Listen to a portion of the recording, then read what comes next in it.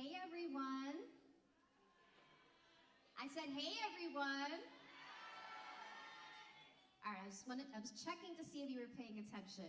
I know there's a lot of good food and that you are still eating. That is totally cool. We just want to get started with our program. So we want to welcome you all to the 2022 Indo-Caribbean Gender Justice Summit. Woo! Give yourself a big round of applause for being here today. Thank you so much. We are so grateful that you all have joined us.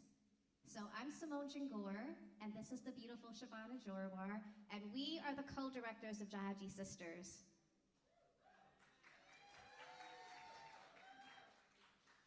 We are so excited to host you today in person after so many years. It's really nice to be in person with you all. And, you know, it's the biggest event of the year that we've been doing since 2017.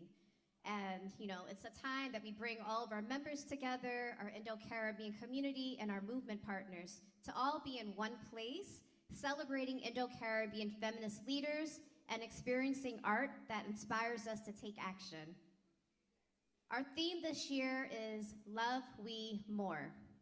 As survivors of gender-based violence, as immigrants, as people of color, as queer folks, as Indo-Caribbeans with a long history of trauma for generations before us, it can be easy to forget our magic, right? The world has been hard on us. At Jahajee, we create soft spaces, soft spaces that help us heal. We remind each other of our worth, our brilliance, our divinity. For so many people who have felt abandoned or isolated, their Jahajee has become their chosen family.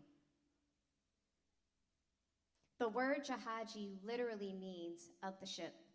It was used by our ancestors who traveled on ships together as a word of kinship. They were from different parts of South Asia. They spoke different languages, and they were of different faiths, but they were literally all in the same boat, and they helped each other survive the grueling journey to get a better life. In that spirit, we take the name Jahajee seriously. We take it seriously, y'all.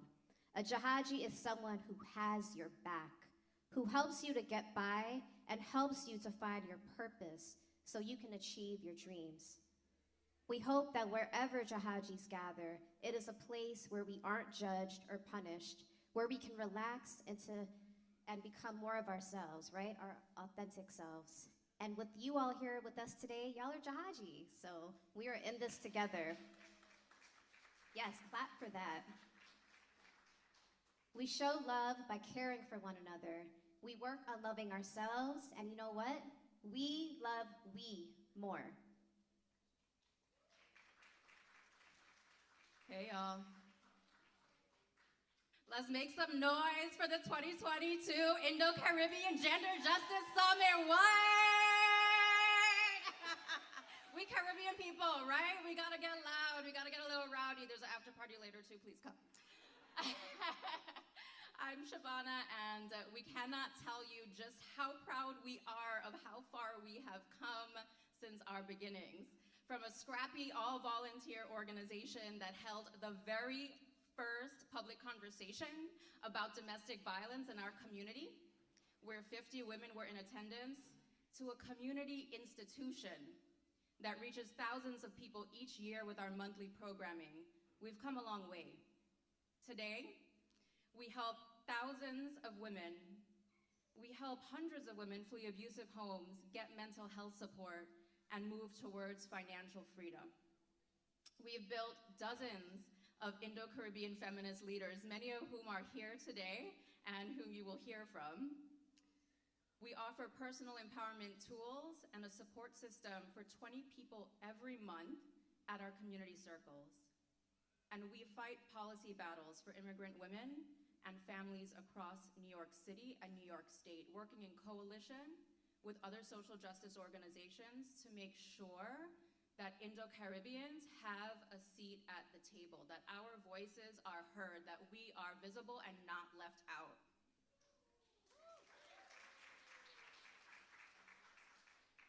And when our community was being ravaged by COVID, when our loved ones were dying and so many people lost their jobs, Jahajee met the moment with swift action to make sure our people had food, could pay rent, and had culturally competent and professional mental health care.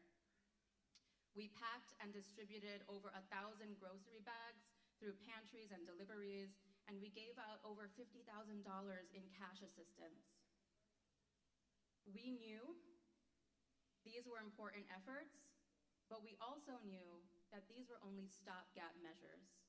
They didn't change the fact that our government is set up for communities like ours to fail. They didn't change the fact that undocumented immigrants who keep our economy afloat, who feed us, who take care of other people's children and are forced to live in the shadows, don't have the kind of safety nets that I do. It doesn't change the fact that working class Indo-Caribbeans often live in overcrowded apartments because they're not making a proper wage, which actually made them more vulnerable to contracting the virus. And it didn't change that even though we as Indo-Caribbeans make up the second largest immigrant group in Queens, did y'all know that? Even though we make up the second largest immigrant group in Queens, and we have a whole neighborhood called Little Guyana, there is no majority Indo-Caribbean political district. And the result of that was seen so clearly when our neighborhoods were the last to receive testing sites and the last to receive vaccination sites, despite having some of the highest rates of the virus. So charity is good, but it is an inadequate answer to the problems we're facing.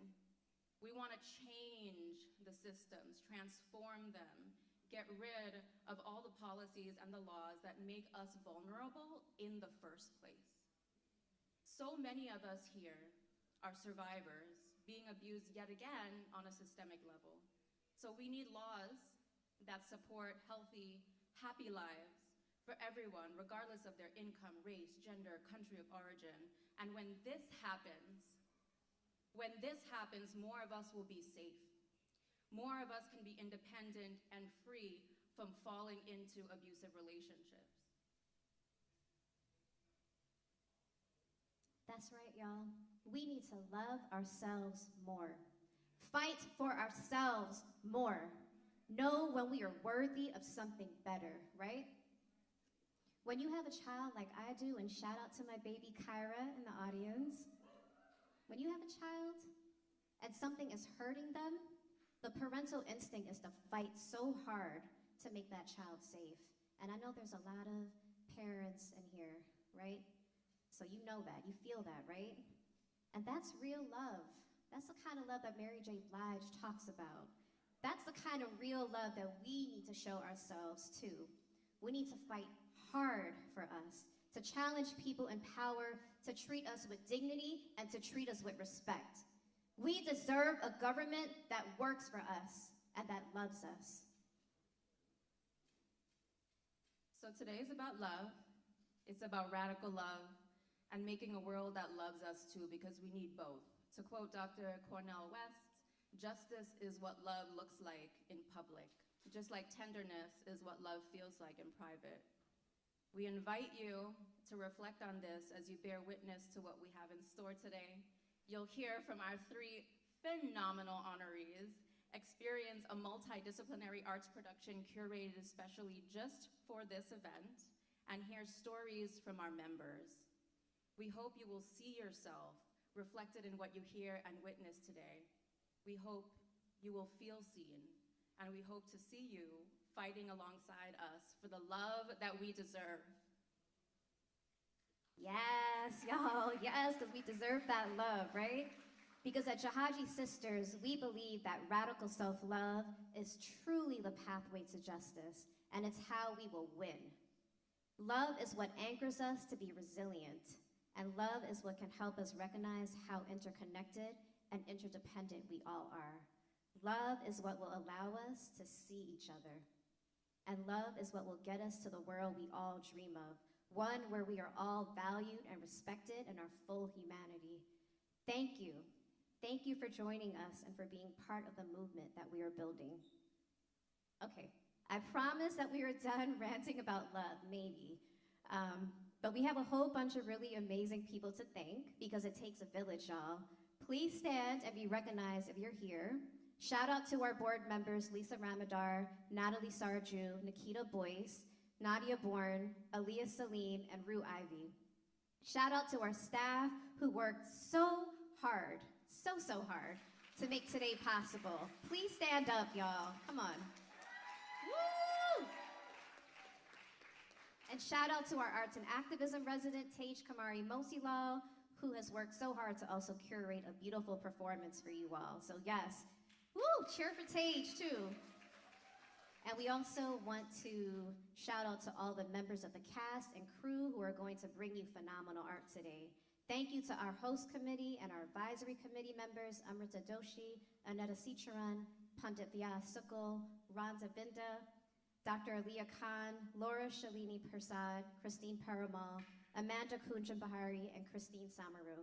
And thank you to our generous sponsors, Planned Parenthood Federation of America, Con Edison, Womankind, Indrani's Light Foundation, Chaya CDC, South Asian Americans Leading Together, the Asian American Federation, the Asian American Feminist Collective, VIP, Tropical Isle Roti Shop, Bahari Lal, and Jiddo Farmers Market, and also Avinash Rampradat at Pearl Assets Real Estate. Woo, that was a mouthful. But yeah, Yes, a lot of people love us. But thank you so much to everyone who made today possible. And please give a round of applause for yourselves for showing up. I am now so excited to introduce the first item in our program today. Liberation at the Intersections is a conversation about intersectional feminism.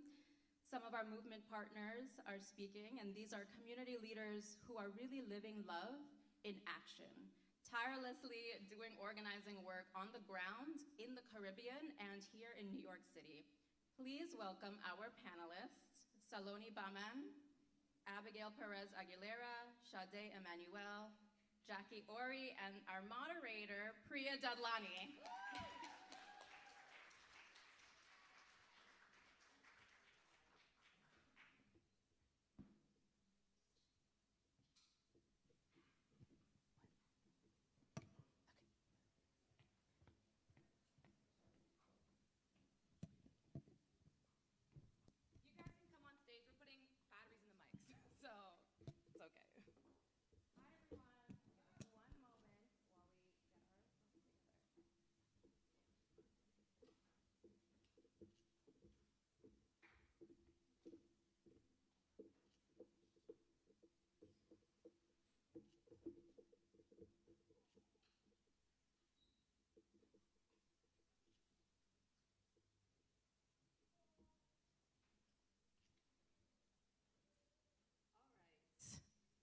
Here we go. Okay.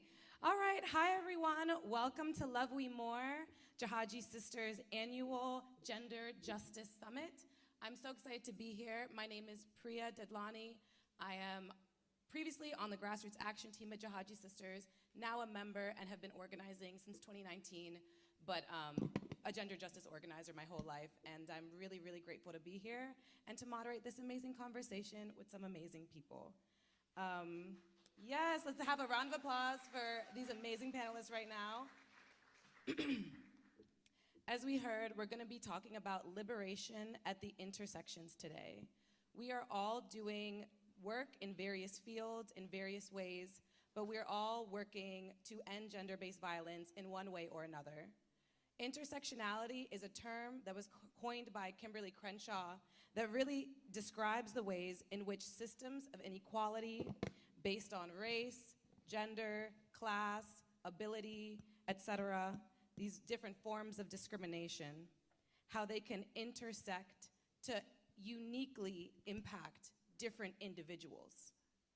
Audre Lorde, who is a Black feminist scholar, activist, writer, said that there is no such thing as a single issue struggle because we don't live single issue lives. None of us do here together. So what we're gonna be talking about today is the amazing work I'm about to introduce, these amazing panelists, the work that they're doing, how it is intersectional, and how we can activate our larger communities to be in solidarity with us and our movements. And then we're gonna have time at the end for a Q&A. So while they're talking, if something comes up, you're wondering something, please don't be afraid to ask. This is a space for us to engage with each other and co-create what we leave here today with. So I'm gonna give a brief introduction of our panelists, and then I'll let them introduce themselves as well. We have Jacqui Orie right here to my right, who is an organizer with the National Domestic Workers Alliance. Then we have Chaday Emmanuel, who's joining us from Jamaica. Thank you. Who is the co-founder of Connect Jamaica and the media and communications manager at TransWave Jamaica. Then we have Abby Perez, who is the co-founder of the Indigenous Ecocriticism Special Interest Group in the Association for the Study of Literature and the Environment, and also a professor of global studies at the New School. Can we get a round of applause? Thank you. And then we have Salonee Bhaman, who is a co-leader of the Asian American Feminist Collective. So, yay, I'm so glad you are all here with us today. Just to start our conversation off, if you all could tune in, we're gonna pass the mic, and each of you will just share a little bit more about your work and how it relates to gender justice. Thank you. So good day, everyone. My name is Jacqui Orie. I am the We German Black organizer with the National Domestic Workers Alliance. The National Domestic Workers Alliance is the nation's leading voice for dignity and fairness for the 2.5 million domestic workers in the United States. They are primarily women of color, Black and brown women, and immigrant women. And my work focuses on Black women because if we think about 400 years ago, slavery started off with Black women, and they were intentionally left out of labor protections because they were Black and because they were women. So it wasn't just one issue, they were women and they were Black, and on top of this, they were immigrant. So this is a little bit of the background of what we do at our organization to advocate for the rights of domestic workers. Myself being a former domestic worker, I was a nanny for over 20 years. I became a volunteer, and now I organize domestic workers. Thank you.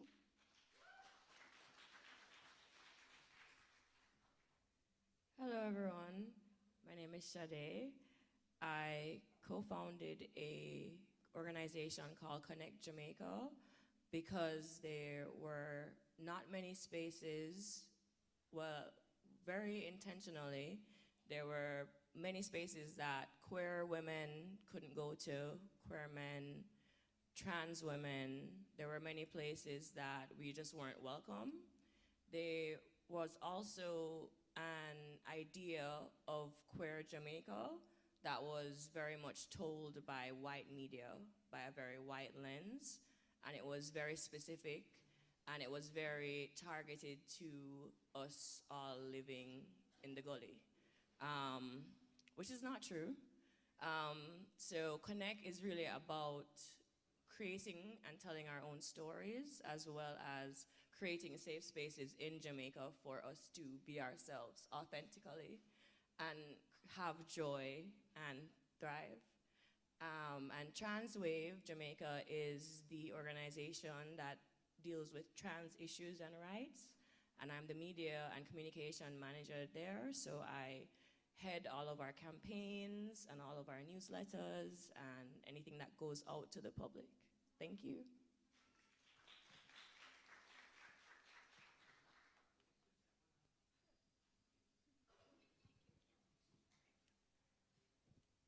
Hello, my name is Perez Aguilera. As Priya was introducing me, I consider myself an anti-colonial, anti-racist teacher and an educator, and also a long life learner. I'm also learning from my students and from the community that I work with. Basically, what I do is to try and find connections with people who they want to find ways to survive the capitalist, racist, heteropatriarchal system through land defense, and also to have these interconnections to environmental justice and how we're going to foster our futures with using radical imaginations outside white supremacy and all the imaginations that they haven't imposed onto us. Together with gender justice, I think it's, as Jacqui was mentioning and you were mentioning, Chaday, how our experiences are mediated through our bodies, and how these experiences also, they are patriarchal experiences, and they are based also on racism and colonialism and the consequences of colonialism. So I try to find coalitions with people that they want to find the fractures in the system to escape from them and find different futures.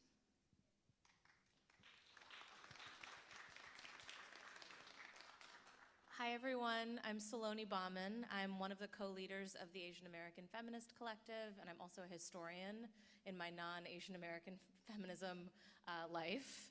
AAFC, for those of you who don't know us, we're a New York City-based grassroots racial and gender justice organization. We do a lot of organizing around ending imperialism, contesting patriarchy, working towards queer liberation and cross-racial solidarity, and one of our stated values is collective joy and fostering it. We do that mostly through events, storytelling projects. We make a lot of zines and other kinds of insurgent media. And the projects we've been working on most recently have been a Black and Asian Solidarities project that was very much born out of the strange 2 years that we just lived off of. And I'm happy to talk more about that as our panel kind of goes underway. But we have been thinking a lot about how we organize across difference, how all of us can approach the really challenging work that we have ahead of us in a way that does create softness and joy to make everyone feel excited to come back to that work.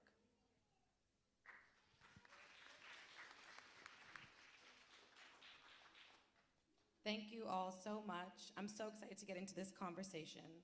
And the first question I want to ask you all is thinking about intersectionality in your work and how our intersecting identities impact us differently. How does that define what your strategies are in your work, who it is you're serving, like how does it impact how you do your work in your different spaces and places? Okay, so I can start off. The work that we as domestic workers, and most likely a lot of you here may be a domestic worker or you may know a domestic worker. And you know that this work is done primarily by women, right? Women, black women, women of color, immigrant women. Not to say they aren't African Americans doing that work as well, but when we think of women from, the African diaspora, the Caribbean, we think that there's so many layers that we have against us. Not only are we black, but we're not from this country, right? We do domestic work that's not valued, and we are women. And so you think about why were domestic workers treated the way they were treated? Why were they left out of labor protection? And of course, all of our experiences are different, right? But I deal with domestic workers. Women's work were not seen as valuable work. And so their wives here, you work in the home and you don't get paid. Because society has taught us that that work is not valuable. But domestic workers say differently. We go into the homes of families and we change the lives of their children. We clean their homes. We take care of their elderly parents or grandparents. And you make a difference. But society and the people who make the legislation didn't see that work as valuable, and therefore they left domestic workers out of labor protections. Why? Because they were women. It was men writing those laws. And we have to think about that. So when we think of the intersectionality of what we do on domestic work, we think of so many layers that affect domestic workers. And again, I will repeat it, we are black, we are women, we are immigrant women, and our work is not valued.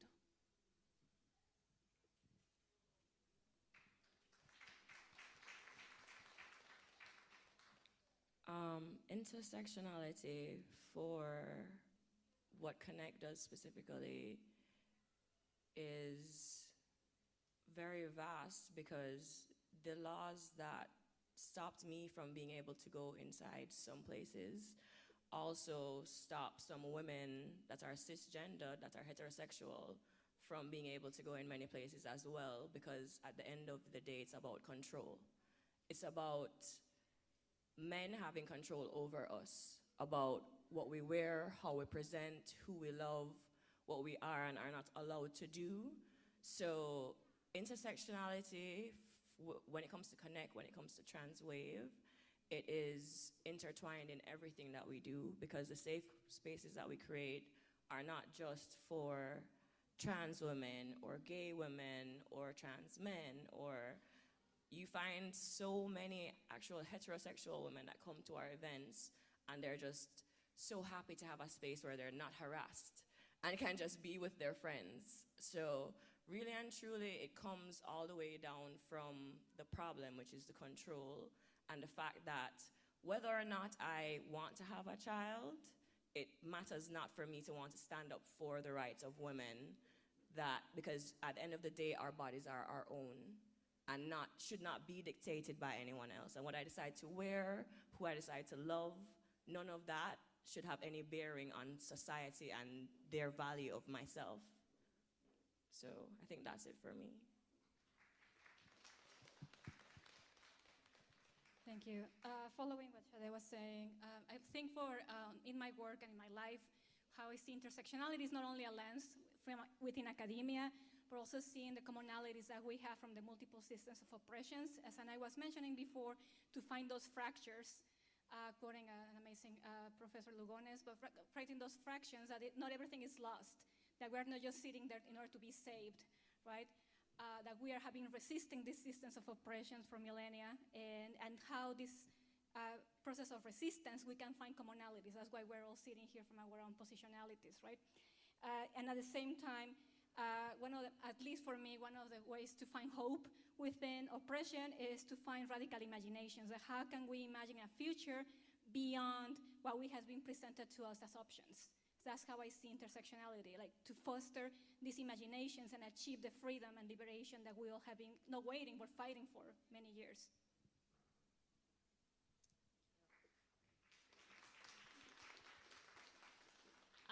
I'm so inspired by all of your work, and I think, we're so grateful to be here and to share the stage with you. And something that we often think about when we are talking about our organization is what a bizarre term Asian American can be. It's sort of this big term that can mean people from all over Asia, people from the Indo-Caribbean, people from very wealthy class backgrounds, people from very working class backgrounds, people who have all different kinds of experience find themselves referred to in this one kind of umbrella. And so we like to say that often the choice to identify that way is a political choice, right? It's something that says, I want to consider my safety and my future liberation as bound up with everyone else in that category in a way that feels like a commitment. And I think that we do really a lot of work to make sure that we are reminded of who often gets left out of that commitment when we talk too easily. When we first started organizing our Black and Asian Solidarities panel or writing project through the Asian American Writers Workshop, we kept being struck by the fact that there were two conversations happening in the media. One about anti-Asian violence that people were experiencing on the street, and structural racism, like our brilliant co-founders were talking about, where testing sites were not being allocated to places that needed them. Communities of color broadly, but particularly Black and brown communities, were not getting the same resources that wealthier white ones were.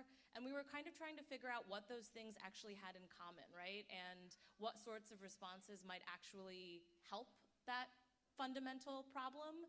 And it required us to think about what all sorts of people might need from a word like safety, right? It's not just more police officers on subway cars, but also a sense of safety that you are going to be able to get the medicine you need, or that you're not going to be asked to work a 24-hour shift, or that you are going to be able to walk safely after that 24-hour shift home. So all of those things are kind of part of the equation. And I think we just strive to kind of think about that as we do create spaces for people to talk across difference, because we often find that we know our own experience, we're the experts in our own lives, and there's a lot of ideas about what other people are experiencing. But we find that in talking and trusting people when they come to the table and tell us what they have been through, that's actually how we kind of get safe together. So that is maybe one way that intersectionality has influenced our organizing and who we talk to.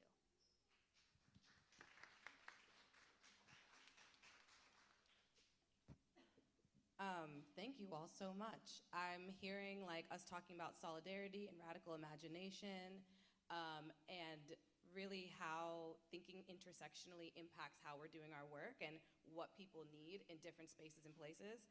So one thing I want to ask, especially for our larger community here today that wants to learn maybe from some of the work you all are doing, is if we're thinking intersectionally and we're lifting up the lived experience of our community, which some of you are talking about today, how can larger community, and you already spoke to this, Chaday, a little bit, but like be in solidarity with each other, and how can we build solidarity across our movements so we're moving also as a unified front against imperialism, against patriarchy, against institutional racism? How can we, as a larger movement to end gender-based violence, organize across difference and build solidarity? Okay, that question has so many layers. So when we think of the work that I do as an organizer within the National Domestic Workers Alliance, organizing women, Black women, organizing domestic workers, caregivers, nannies, and house cleaners, we think of the trauma that they go through on the job. We think of the invisibility behind closed doors. Nobody not knowing or understanding what they go through. How can we have the broader community assist in making them more visible? And one thing I've always heard, if you have, as a Black person, you have a white friend, it's up to the white friend, who is supposed to be your white friend, to speak on racism. Because coming from you, it's not heard. So we're looking for allies, we're looking for employers who employ domestic workers, but we're looking for the larger community of the larger society. You may have a mother who's an elderly, and although you may not necessarily employ a domestic worker, you may be that caregiver for your family, right? So we're looking for society and for our community to stand up with us and say, hey, this group of people, the society cannot do without caregivers. At some point, we all may need care.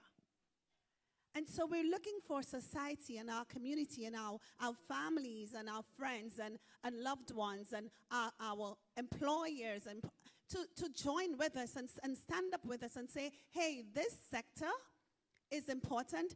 They need to be taken care of. They need protection. They need protection from sexual harassment. They need protection from discrimination because, of course, as Black people, you know it's already set against us that we're Black and we're immigrant, right?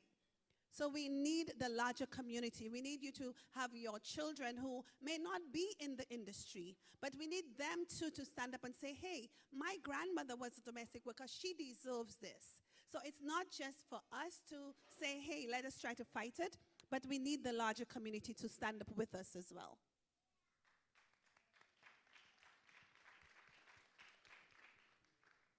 Yes, I totally agree. I think that, as Priya was saying, as we've all been saying, all the work that we do is threaded by this commonality of intersectionality. What I think that has come down from colonialism is this idea of us all being so different from one another. They really did a great job of separating us and making us not want to try and understand, not want to try and identify with our own people. Even gay laws were brought by our slave owners, to be honest. So it is now up to us at this point where we know that everything in the system is made to keep us apart, to not support each other. The system is actually made for us to tear each other down 100%. The system is not saying I need to support Priya's work and I need to support my other Black women, my other queer people, my trans. It's not saying that. The system is saying I am me and I need to figure this out, and what Priya is doing, I don't care about that. So it's like understanding too that that came from them, and then saying, okay, well, what are we gonna do? Like, none of us are free till we're all free. So if I am fighting for the rights of queer people, I cannot be fighting for the rights of queer people and not be fighting for the rights of Black women. I was born from a Black woman. You know what I mean? Like, if I'm fighting for Black women, I cannot not be fighting for Indian women. We are all one, and at the end of the day, the more that we are divided into separate groups, fighting for separate things, is the less that we're going to achieve. When in reality, we all want freedom, we all want justice, we all want autonomy over ourselves, over our bodies. We want our sisters, our children to live in a world where they are seen and heard, where no one is telling them how to act, how to dress, what to do. And so it is up to all of us to stand up for that.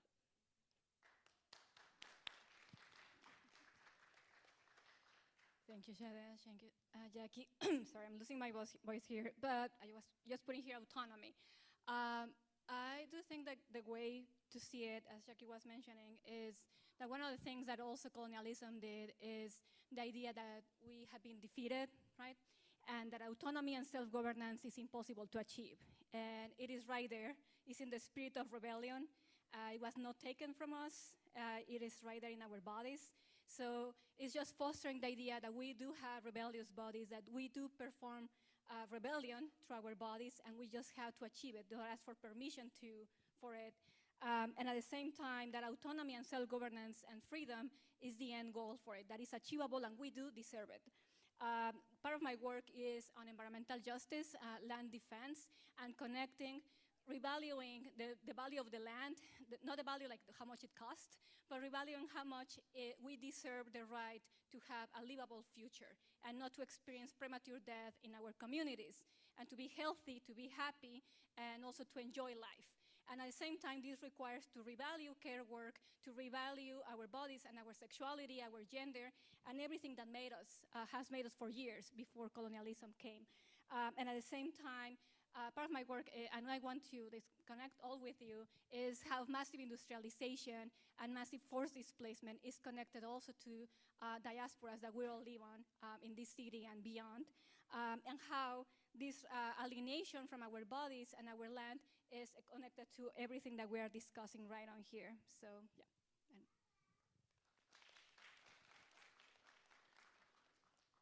I'm very much echoing what many of you have said, but I do think that for solidarity to work, we have to acknowledge that it's a two-way street, right? No one is performing the charity of solidarity and no one's receiving it. Both parties, all parties, have to have a stake. And I think something that all of us can do is figure out what our stake is in that bigger work, what we are trying to get free from, what we are imagining freedom looks like, and to think critically about some of the ways that we benefit from the system that we are trying to dismantle, right? There are things that are difficult to give up when we imagine taking everything apart. And I think that being really honest about what's scary about that and what we are actually doing together is the first step. I know that all of you are in here because on some level you're committed to a different future. There are things that we all want that we aren't seeing easily achievable with the tools we have now. So I think that there's no one who's outside of that vision, and so as much as we can all figure out what is our stake in making sure that happens, the more honestly we can be doing that work.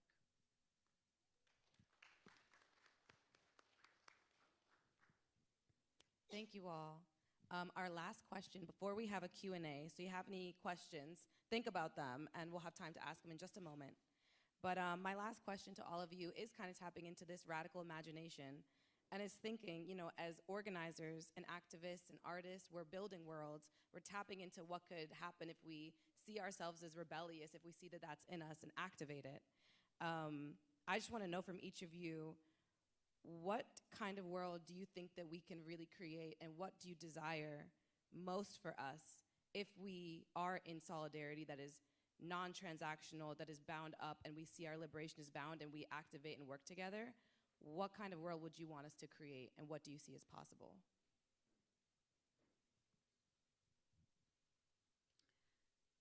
This is such a difficult question because of the industry that I'm a part of, because of the sector of work that I represent.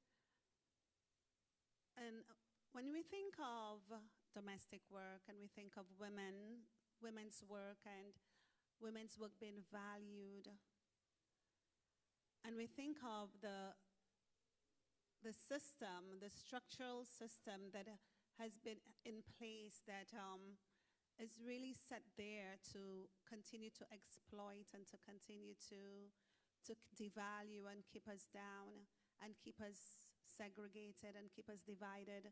Because think about it, if we, and when, let's say when we become a united people, respecting each other's culture and respecting each other's differences, but united in our one belief that we are a people in this world working together. We are women keeping this world up and alive, because if you don't know it, women are at the center and at the core of caregiving work, right? And if society would solve for all women, society would solve for everybody. So whatever society puts in place to impact women, to ensure that domestic workers, who are mainly women and women of color and black women, brown women, immigrant women, it doesn't matter what your sexuality is, it doesn't matter what your gender is, if they would solve for that, they would solve for society. But it is something about putting us against each other, where we see each other as the enemy. And when we can come to the place where we recognize that we are not the enemy, we are not each other's enemy, but the system that seem to be afraid of us and our power, that when we come together and we stand up and we fight and we build, things will change. But because there is such a fear of what black and brown women can do, because they know, the men, you know how powerful we are, right? You know how powerful. You can't live without us. They take care of your children. Women take care of the children. They take care of the home. So we know that they play a vital role. But at the present edge of what's going on in our society are women. We think of the socioeconomic background. We think of structural racism. And again, I will say that this work, we have to remember, is rooted in slavery. And I have not been able to imagine a society where domestic workers will one day be able to go to work and experience the joys that an accountant experiences and at work, right? And all the benefits that a doctor experiences and a nurse, all of those benefits, healthcare and retirement and all of those benefits. I have not been able to visualize or imagine that happening, but it's a possibility. But we have to work together to see it happen. But there is a possibility that if society would solve for domestic workers, society will solve for the whole community, the whole nation as a whole.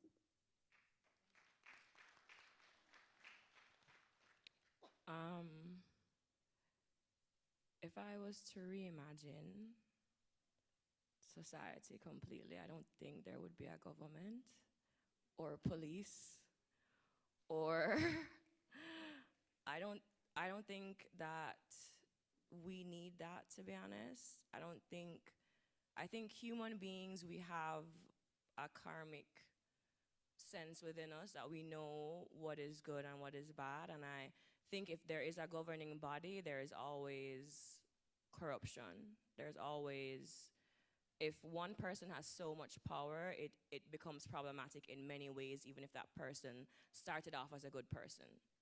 I don't think that putting police in training programs are going to change the problems that we're having in society.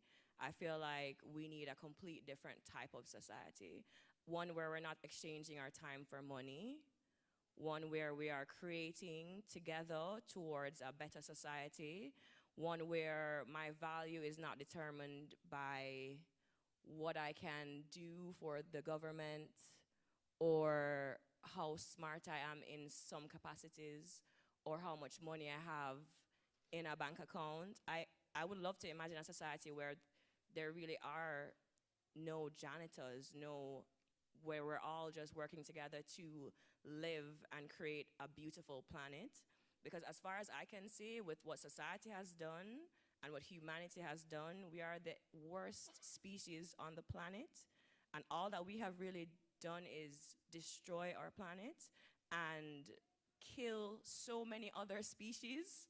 Like, sorry, makes me really emotional, but I think that our society is broken from the very depths, and it would have to change in every way, to be honest.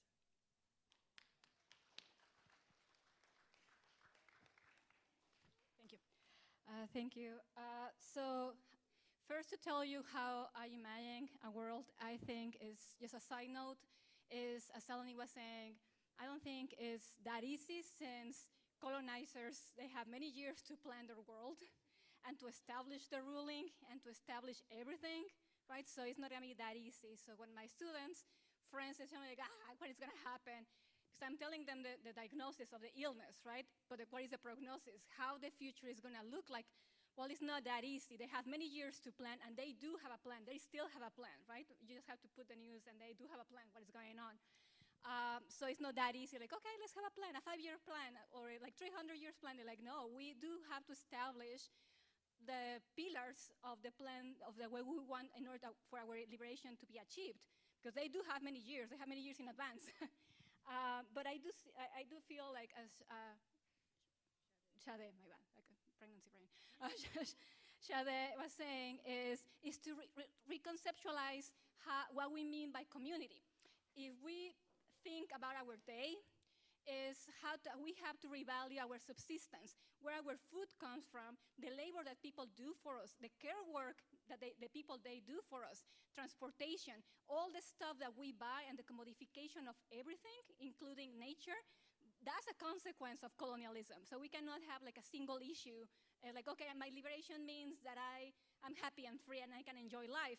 Although that's true, but we do depend on other people's work. We do depend on other people's care work and other people doing the job for us in order for us to eat, in order for us to exist, in order for me to go to the supermarket and grab an apple and can say like, oh, I'm gonna be free and I'm gonna be happy, and that's my self-care work right now.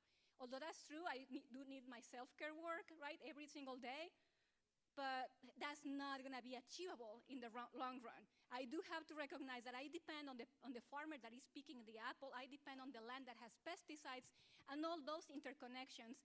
If they are not achieved, then there's not gonna be true freedom.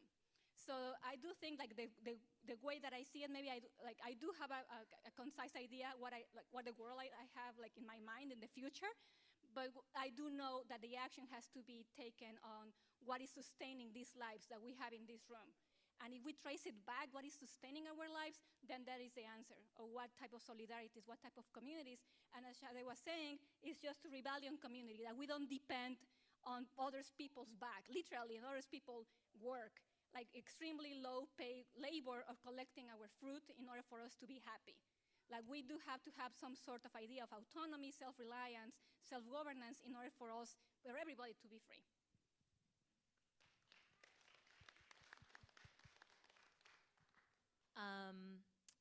That is a great question, and maybe by way of answering, I'll share a little anecdote. So last week, AFC had a little roundtable where we'd brought together a lot of organizers who were all gathered to talk about this Black and Asian Feminist Solidarity Project.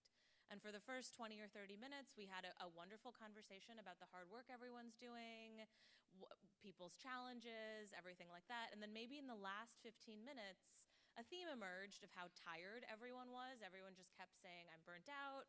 This has been a really hard year.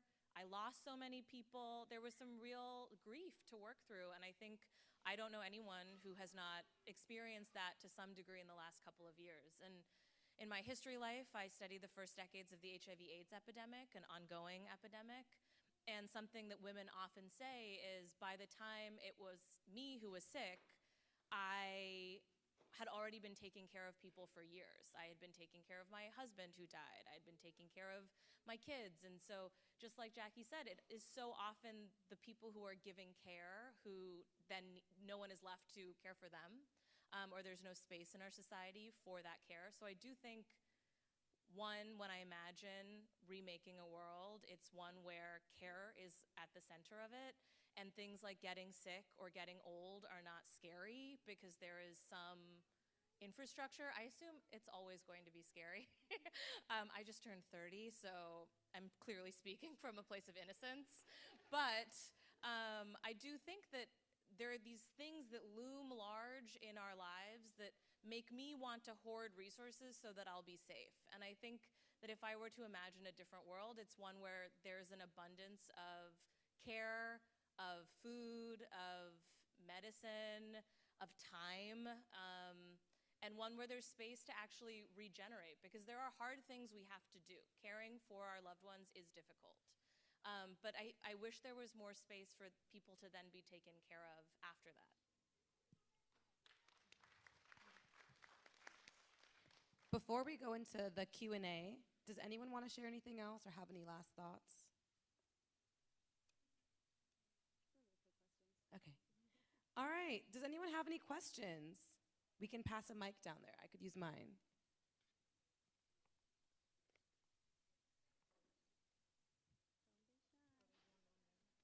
Oh, could you run the mic?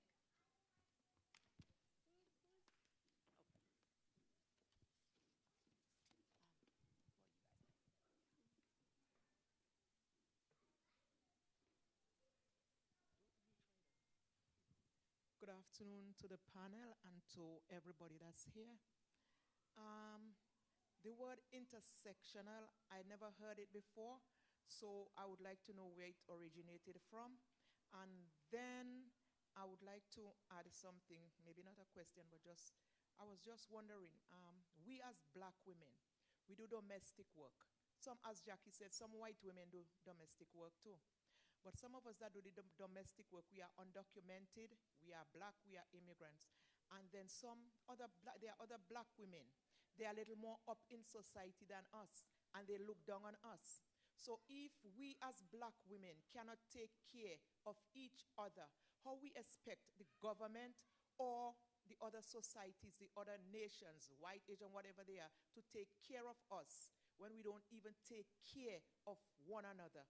How is that going to work? I could respond to the first part quickly. On the term intersectionality, I believe it was coined by a professor and feminist, black feminist named Kimberly Crenshaw. And I could share the definition again with you, that it describes the ways in which systems of inequality based on class, gender, race, ability, and other forms of discrimination intersect to create unique dynamics and impacts for different people. So it came from Kimberly Crenshaw, but in this discussion, does anyone also want to reply or add to that definition or reply to also the comment made? The anecdote I often share with my students is in that Kimberly Crenshaw, I believe, first coined the term in an essay called Mapping at the Margins. And it was kind of a legal theory at first because it was so difficult to prove that someone had been discriminated against because of her race and her gender. So if you couldn't prove that, you might be able to prove that women had been promoted and you were able to prove that black men had been promoted, but no black women had been promoted, then courts were finding that you couldn't actually prove gender and race discrimination at the intersection. I think I would like to just say a little bit about the second part, which about us not taking care of each other, which again I think comes from a systematic place of putting everyone in such panic, in this idea of scarcity, which is very much not true. The world has enough of everything for everyone.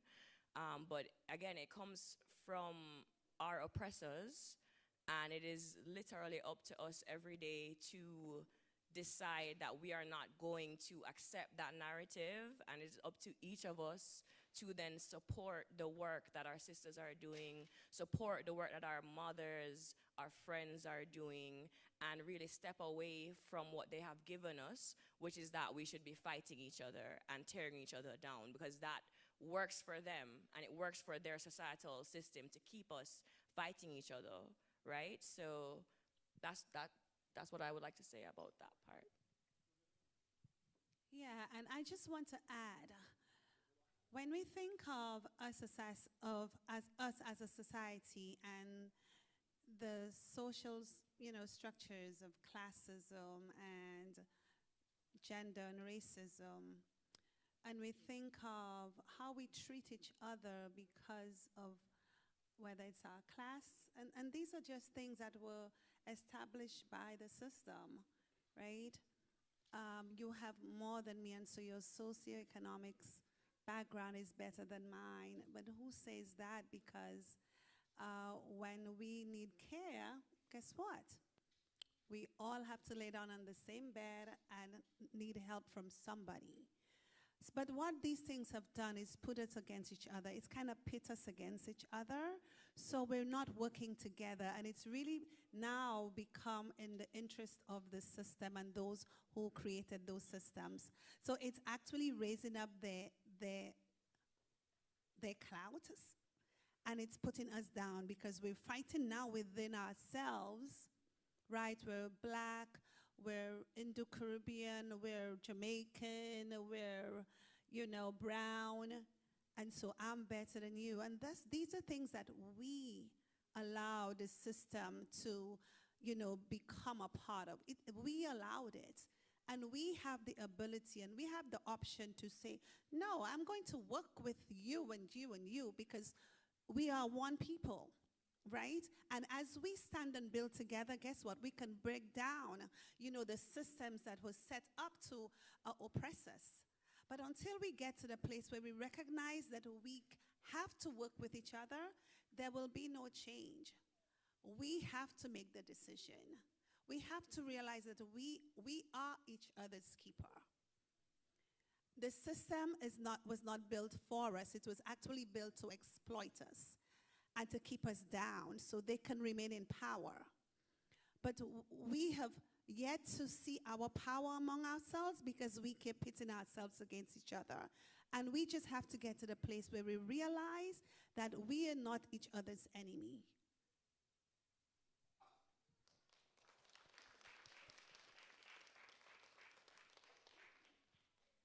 Does anyone else have a question? Oh, amazing. A microphone is coming right now. Thank you all so much. This has been really wonderful. I guess my question is more of a practical question, and that it would be in terms of, obviously the education that we have is rooted in the system of capitalism and imperialism and oppression generally, and it's there for us to learn how to be good slaves, essentially. And so I guess my question, maybe it's more towards you, Abigail, and thinking about the radical imagination, not having formal spaces for a political education where, and obviously spaces like this and what you're doing right now is a political education, but how do we make this a larger, how do we get this to everyone? Because I think that on the path to our liberation is this political education. So how do we do this? It's really a practical question. How do we educate ourselves and then obviously children for this new thinking of what living should be, what solidarity is, what our future should look like,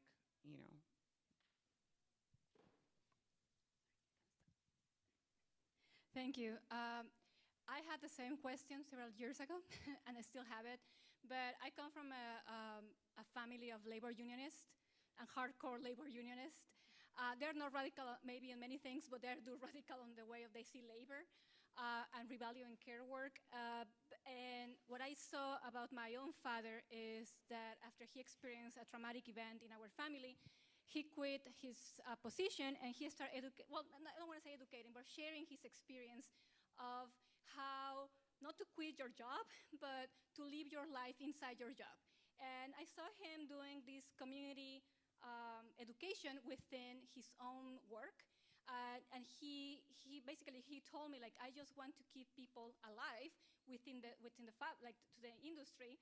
And he started running marathons and giving people like the opportunity to speak about what their feelings. And I saw it, and he didn't see it as a radical imagination. He just saw it as a way to prevent people, and I'm sorry, it's a trigger warning, to commit suicide that happened in our family. And for him was really deep into what he really believes that the job caused that event to happen in the family, like how the pressure, the stress, that this person couldn't take it. So I saw him completely change the way he saw labor. He's like, we have to have a life, right? It's not only like he was working from 7 a.m. to 9 p.m. nonstop, The money was not enough, etc. So he started running marathons. He was trying like doing education within his own job in his spare time to enjoy life. Taking that into consideration, what my father did, and he still runs marathon at 70, slower, but what he does, and what I do is I realize that going to college is a privilege, right, for so many people. So I told myself, how can I reach other people who they do not have the privilege or the opportunity to be in a classroom, right? People like my own mother, for example, she didn't have the opportunity to finish high school, right? And she was punishing herself like, oh, it's my fault. It's my fault that I see this. It's my fault that I suffer. It's my fault that I have a chronic illness. So it's like, no, it's not your fault. It's the system. But of course, you're not going to change their mind that easy. Like, oh, it's the system. And, oh, okay, it's the system. And that's it. What do you do with that information, right? So I see the opportunities like reaching labor unions, reaching your own job. I don't know, like there are many spaces to reach differently. Like it's not the same to teach a class, like in an auditorium, that to teach a graduate seminar, to reach people out in the streets, in the gym, in your capoeira classes, whatever you do. I think everywhere and everything can be a teaching moment. And also finding people like this. Like I was telling Gabby that I was so happy to be in a space that we can talk about this. Like, and then you can prepare different materials. I don't know, you can organize differently. But at the end of the day is to have a plan. I feel like not only to imagine, but to have a plan, a concise plan of how we're going to change things. But yeah.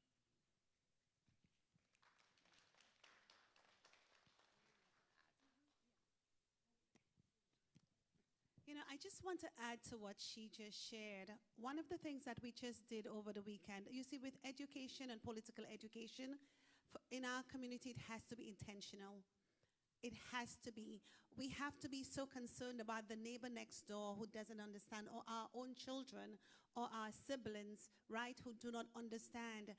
One of the things that we had to do last weekend was to go over to Georgia. I was a part of a team where we went knocking on doors, canvassing, just asking people to go out and vote.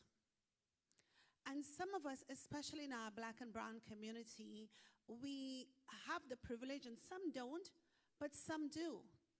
And because they don't quite get the proper education about how important and how blessed you are to be able to go out and vote, because your vote is your voice, sometimes we get frustrated and we hold our vote back. We don't understand how that can make a difference in what happens with the system that was set up to destroy us, right? And what we recognized was that many people didn't even know what that political person, and it wasn't about a party. We weren't asking you to support a party. We were saying, go out and use your voice. You have that power, go out and exercise it. But what we recognized was that people didn't know what that person was about. What were their ideologies, their policies? They didn't know. And so that's why it has to be intentional. So we have to be concerned about the immediate community we are a part of and educate them.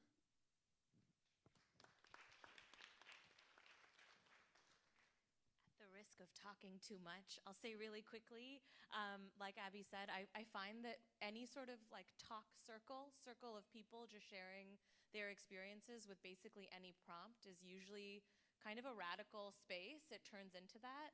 And food at events, I think, is a really big thing. And I think actually it's huge. I think people feel taken care of. People want to be there. Talking about your feelings around delicious food is a feeling that people like and then seek out again and again.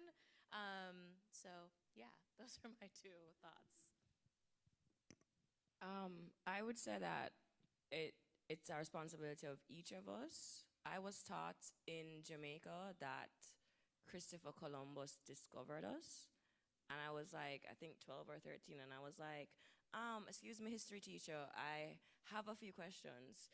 You know, because it's so ridiculous, you know what I mean? And no one in my family ever said to me, don't listen. Like in history class, don't listen, because what they're teaching you is actually coming straight from the people that enslaved us. You know what I mean? And so I feel like it is so important for each of us to talk to everyone that we know, especially as the people that are specifically in this work, because it is something that we don't even understand how it affects us in every day. We have a part of Jamaica that is called Discovery Bay, because that is where Christopher Columbus came and discovered, but really created genocide. You know what I mean? And it's like, why in 2022 is that the name of this part of my island? You know what I mean? It's so important, and I think it's up to all of us.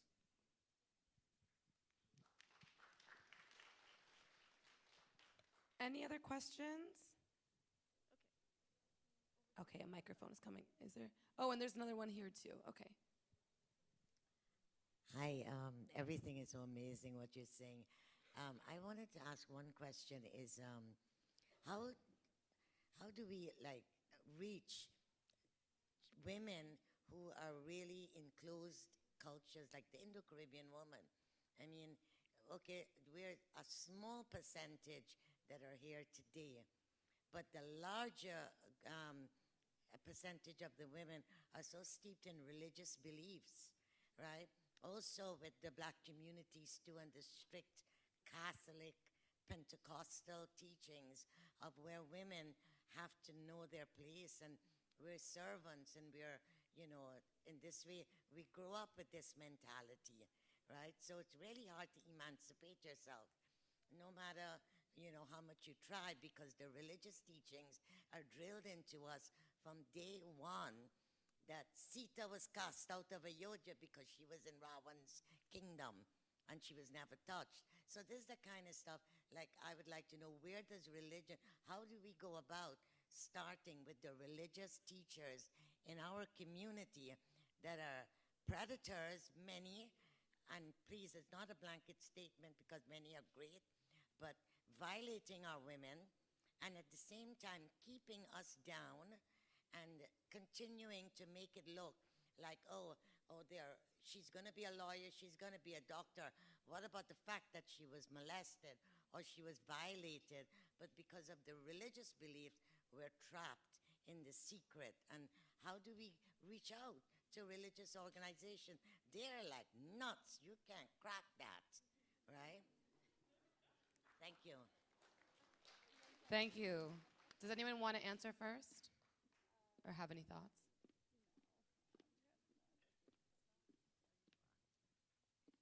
I don't know how to reach out to the religious organizations, but I will say I don't know even the most conservative Hindu woman who has not had doubt or anger or questions, but has not had space. I know several who have not had the space to express that or feel that it's okay to talk about those things. And I think it's a fairly well-known phrase that, you know, secrecy and darkness are where those things thrive. That's where patriarchy thrives.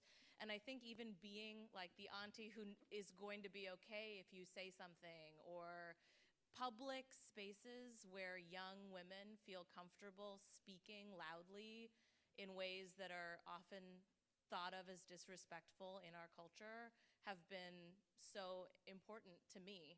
And there are always other women who make it okay. And so I think that's the only answer I've ever come to, is with other women, creating spaces with other women, where conversations like that are okay, where it's okay to talk about, you know, the ways that our religious communities have let us down, that they are not totally sacrosanct or untouchable. I'm not even sure where to start on the Catholics, though, unfortunately, so I'll pass the mic.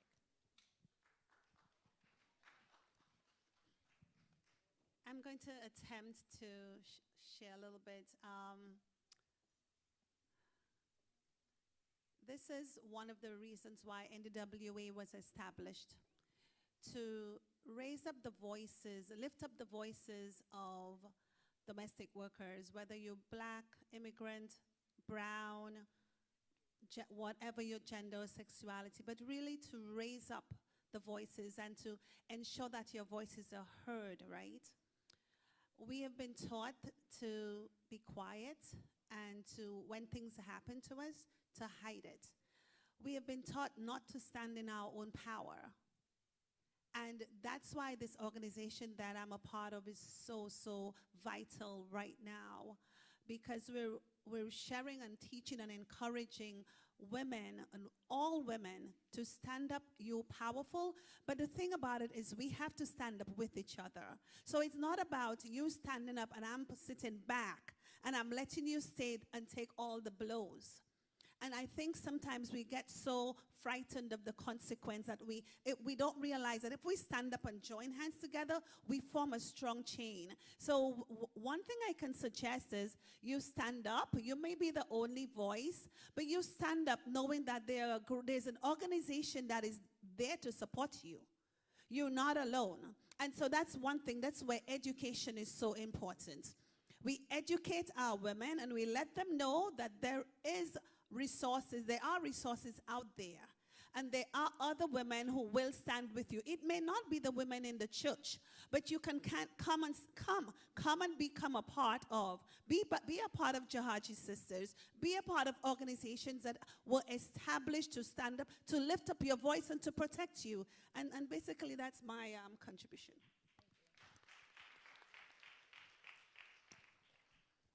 Thank you. I like that question because I was born and raised in a really Catholic Orthodox environment, and I went from kindergarten to high school in a Catholic school, all-girls school. And one of the reasons why I think was shocking for me to learn is that Catholicism was not the only religion, and also that was part of colonization. And when I learned that in high school, for me was shocking. The idea that you can have a life outside Catholicism, that it is really possible, right? And that is not a betrayal. So I always felt like, oh, this is a betrayal. The first time I attended an Indigenous, like trying to revitalize and resurgence of my own ancestry, the first time I went to an event, they were doing this altar with incense, etc., etc. I felt a betrayal. But I said, like, well, a betrayal to what? Like, who I am really paying tribute to? So I started thinking and reading, and as Chaday was saying, reading more about the history of my own people, saying like, this was not like this before. If this was not like this before, there is this possibility to not be like this, and to not impose to my child the same stuff that was imposed onto me. That is violent. Maybe my parents, they meant well, but it was violent. It was violent to them, it was violent to me, and I said, like, I'm gonna stop this traumatic experience to my children, my teachings, my life. And saying like, okay, how was the life before? I'm not saying like, oh, let's go back like before 1492, but how can we live in freedom without replicating the same teachings that they were imposed to us, that they are not providing any freedom, they are not providing any happiness. The contrary, as you were saying, they are supposed to keep us down and not speaking and not be rebellious and not imagining a different world.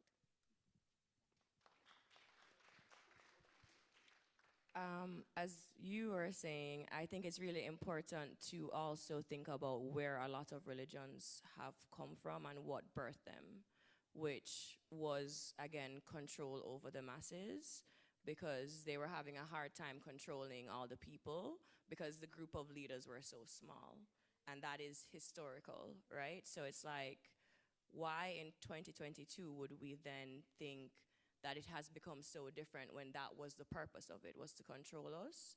And I just think that religion is, I was raised in a very religious household in Jamaica. Small islands like mine that were colonized by the UK especially, religion is everywhere, and it is, on every road there is a church, right? And so as a young queer person growing up with an entire religious family, I would say for me it was a little bit easier because I already always felt wrong. So I already felt like this doesn't identify with me, who I am at the core, but it is extremely dangerous and dogmatic, and it actually encourages us not to think for ourselves. And I think that we need to think about those parts of religion at the same point in time, and I think that we need to think about those things, especially when we're raising the next generation, because it is, unfortunately, what is used to cast judgment on homosexuals. If you look at even the English language, it is very misogynistic. There is no word for slut in a man. You know what I mean? Like, we need to look at our entire English language. We need to look at where all these things are coming from and then dismantle them completely. I know we have one more question here, and then I need a quick time check. 12 minutes. Okay, cool. Okay. Anyone else have a question? Right here, yeah.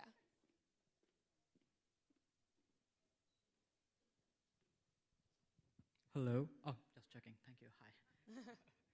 Hello, everybody. My name is Sujoy Krishna. I'm a volunteer for Jahajee. This is my first time actually being part of Jahajee. So I would like to shout out to Shiv. Thank you for getting me to be part of this summit. I love it. I love it. I love it. Hey. Yeah, and I'm also, I am not Indo-Caribbean, but I reside in an Indo-Caribbean community right by the South Jamaica where I bought the house. So this is my home forever. So so when I become part of this summit, I feel like I'm just getting in touch with my new home, my new future. So I'm really happy to be part of it. So just coming back to the question that just got my attention was that if we actually happen to look around on this room right now, right?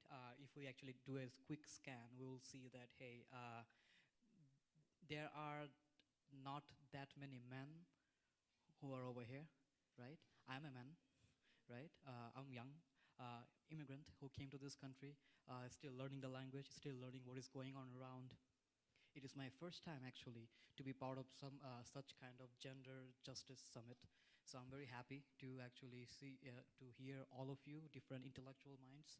So my question to you is that on a given scenario like this where we are here to express our minds and our thoughts, where we talk about gender justice, and we can literally see that there are not actually that many men who are here as a form of support or just to be here to hear out, right? Me, being a man, being a young man who intend to take his last breath in New York City, I belong to a Bengali community, which is a very growing community in this South Queens area. I do have a younger brother who is actually going to college right now. And I do believe that I have a huge impact on how he views life, how he views gender justice as well. So the question is, what advice or what is your point of view or what is your thought on how we men, how I as a man can play an active, aggressive, and effective role when it is about gender justice in the community, in the growing brown communities, and also to the liberation that you actually talked about throughout this discussion. That is it.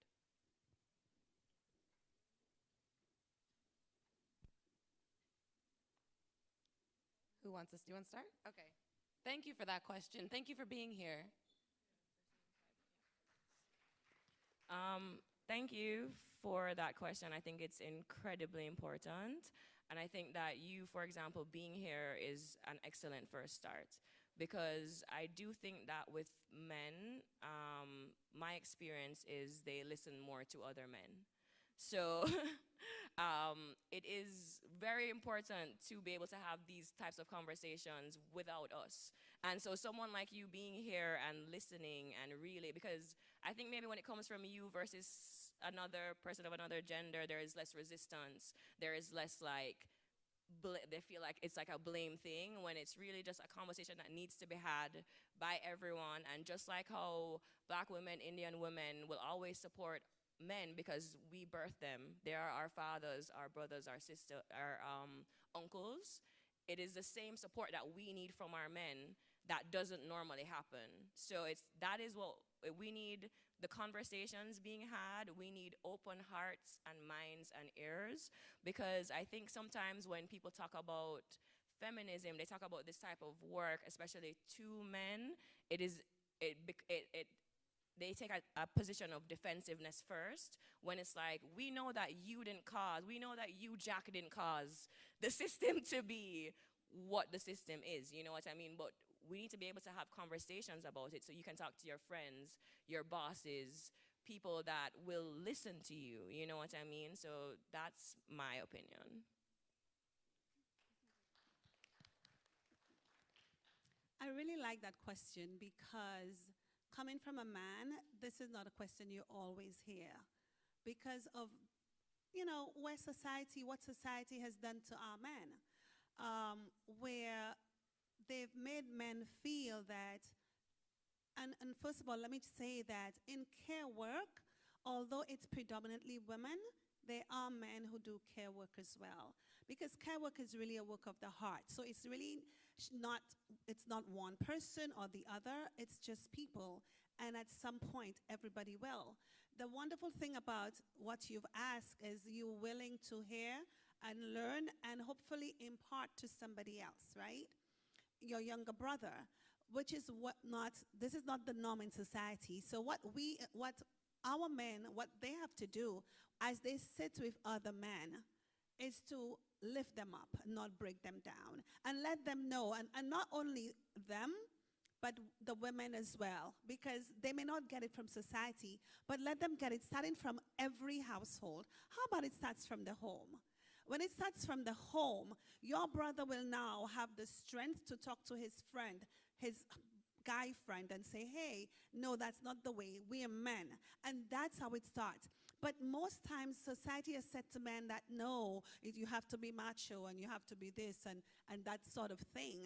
And it breaks down. And I don't think most men are like that at heart, but sometimes they don't want to show it because they don't want to be looked at as being, different or soft.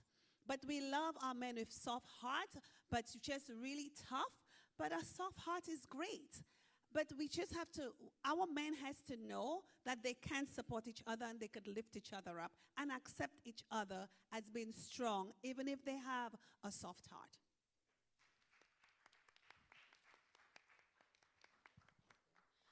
That was going to be our last question. Thank you so much, and thank you everyone for tuning in. And can I have one last really big round of applause for our amazing panelists?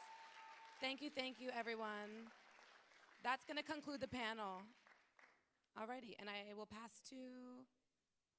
Okay, awesome. We have our next moment coming up here. And we're going to exit on that side of the stage.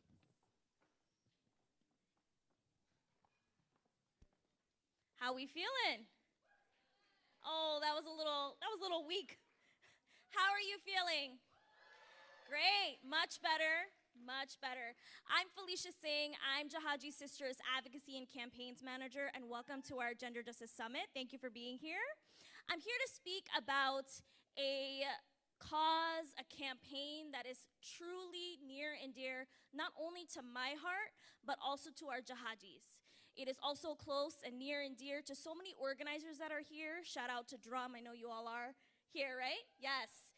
Working really hard to make sure that you know about the Fund Excluded Workers campaign. Now, who is an excluded worker? What does that mean? An excluded worker is someone who cannot receive state or federal aid because they're a cash earner and or they are undocumented. Our Jahajee membership is full of loving, wonderful people who are, yes, also undocumented and are also cash earners. In 2020 to 2021, there was a large campaign to fund excluded workers to make sure that all the federal aid you all received, if you are documented, if you are a citizen, if you have working papers, all of the federal aid you received during COVID was also shared with people who were our most essential workers. Essential workers are street vendors. They're construction workers. They're restaurant workers. At one point, I was a cash earner myself, where I worked at a cafe and I only earned cash. And while I was born here in the United States, I would have been considered an excluded worker, someone who would not have qualified for this federal aid. So in 2021, we won a historic $2.1 billion. That's right, you heard it right. $2.1 billion. Organizers like Drum, like Jahajee, the Fund Excluded Workers Coalition fought hard. There was a hunger strike where essential workers, elders, literally starved, stopped eating to show our state that we needed to do more for our most essential workers. But what that $2.1 billion showed us was that there is a large safety net in our system that is missing. That if our essential workers fall again, that $2.1 billion is not there. And that's why I'm here to talk to you about Excluded No More. Excluded No More is going to be an unemployment insurance program for undocumented and or cash earners in New York State. You know, New York State is seen as the most progressive state, one of the most progressive states, but we are behind other states like Colorado and California that have passed this already. But you know what? We're hesitant because the leaders at the top and our local elected officials refuse to co-sponsor Excluded No More because we already gave to all the immigrants. What do you need more for? Literally, that is what folks said. Or it's too expensive and we don't have money in the budget. Despite the fact that excluded workers really put in billions of dollars within our tax revenue, within our revenues here in New York State that we spend, that are in our pockets right now. So Excluded No More would benefit folks like freelancers and self-employed workers. It would benefit domestic workers, as you've heard here on our panel, and day laborers paid in cash. It would support immigrants without work authorization, and this is very important and newly added to the legislation. It's going to support people in reentry. Folks who are formerly incarcerated have been laborers, and they get 10 cents, maybe even 10 cents to $1 an hour. And when they leave the prison system and re-enter our society, they are then unemployed. We expect people to just pick themselves up. But how can they when there's no safety net? So this would also include people in reentry. What we need to know is that our elected officials, our local ones right now, are hesitant in co-sponsoring this. So what we need from you and the ask that I have for you today is to show up. You need to show up for our community in the front, at rallies, talking to elected officials, sharing about Excluded No More. And the best way you can start is everyone take out your phones. I'll wait. I'm a teacher, so this works out. Take out your phones, open up Instagram if you have it. If you don't have it, look on with your friend. It's okay if you don't have IG. It's okay. And I want you to follow this coalition.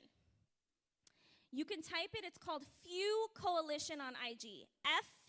F-E-W Coalition, all one word. F-E-W Coalition. I see folks on their phones, they're following. We put out a statement a couple of days ago to Governor Hochul. Read that when you get a chance. But this, now that you're following this coalition, we are going to update you on rallies, our launch that's happening in December, for you as our community to show up to.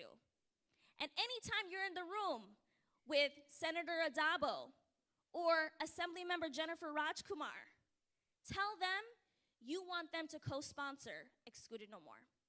I'm gonna push this appeal a little further by introducing the wonderful, the vivacious, the passionate Sabita, who's a member of Jahajee Sisters, who's gonna share a little bit about her story. Come on up.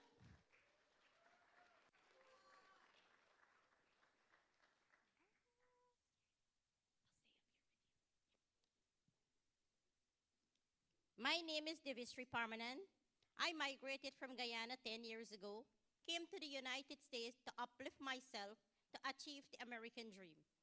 I want to be myself, be able to further my education. These are the things I did not have the ability to do in Guyana. And that's why I came here.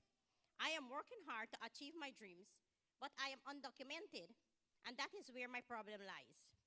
I started out in the country to get my GED. I got my certified nursing certificate.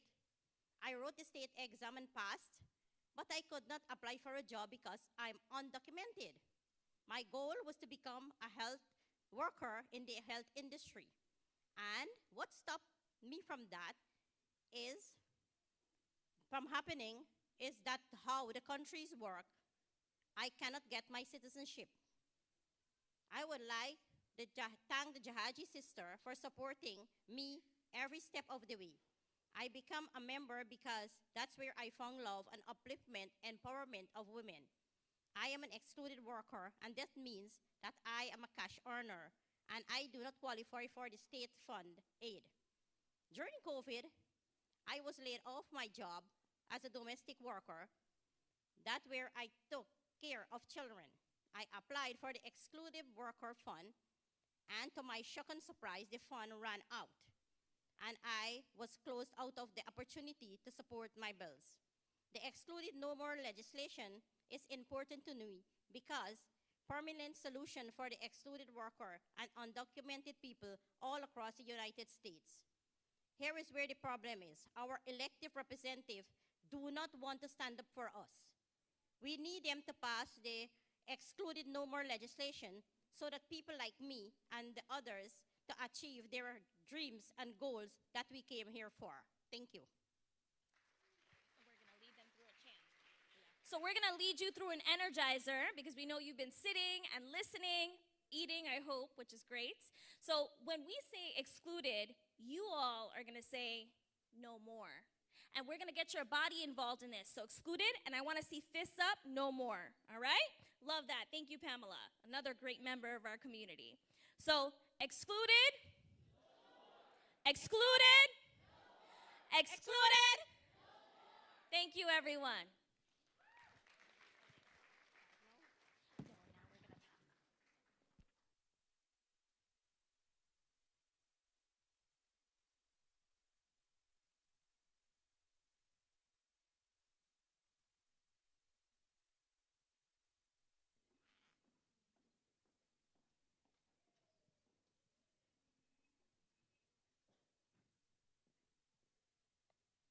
Hello, it's me again.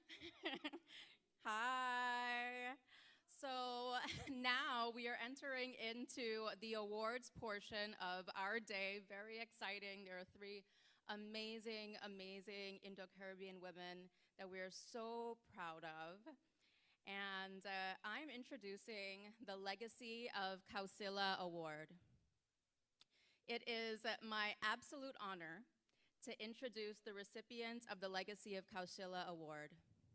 This award is named after a heroine of Guyana's labor uprising, Kausila of Lenora. How many people here have heard that name? Okay, the Jahajees, okay. Well, good, because everyone should know her name. Born in 1920, Kausila was an activist for improving the lives of women in Guyana, holding leadership roles in the Women's Progressive Organization founded by Janet Jagan.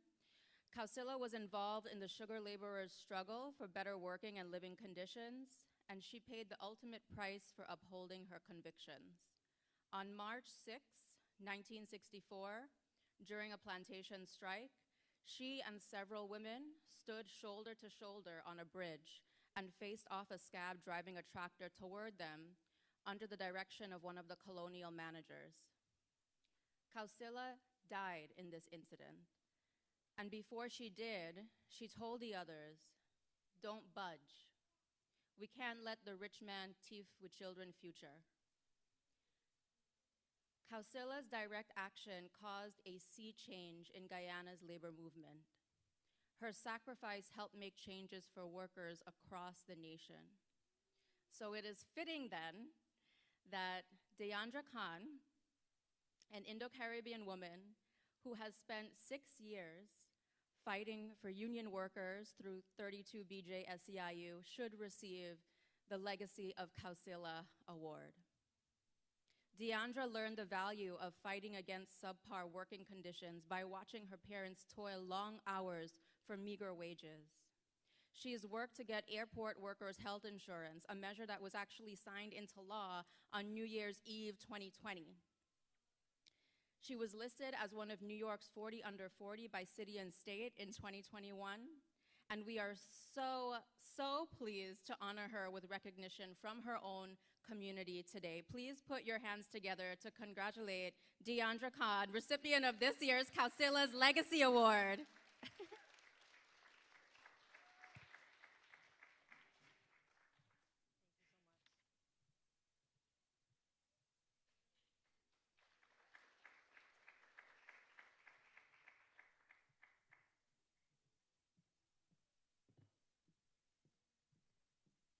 Thank you so much to the Jahajee sisters for bringing us all together for this summit. It's such an honor to be celebrated alongside Felicia and Christine. My name is Deandra Khan, and I'm currently the political coordinator for 32BJ, which is a labor union that represents 90,000 building service workers across New York, many of whom are women, immigrants, and people of color. At 32BJ, I work with janitors, security officers, porters, doormen, doorwomen, to engage them in legislative advocacy and voting in pro-worker people into office. I was born in Trinidad to Guyanese parents, and we immigrated to the US in the 90s. Growing up in Queens, I saw how work shaped people's lives. If you were an immigrant, you were more likely to be exploited.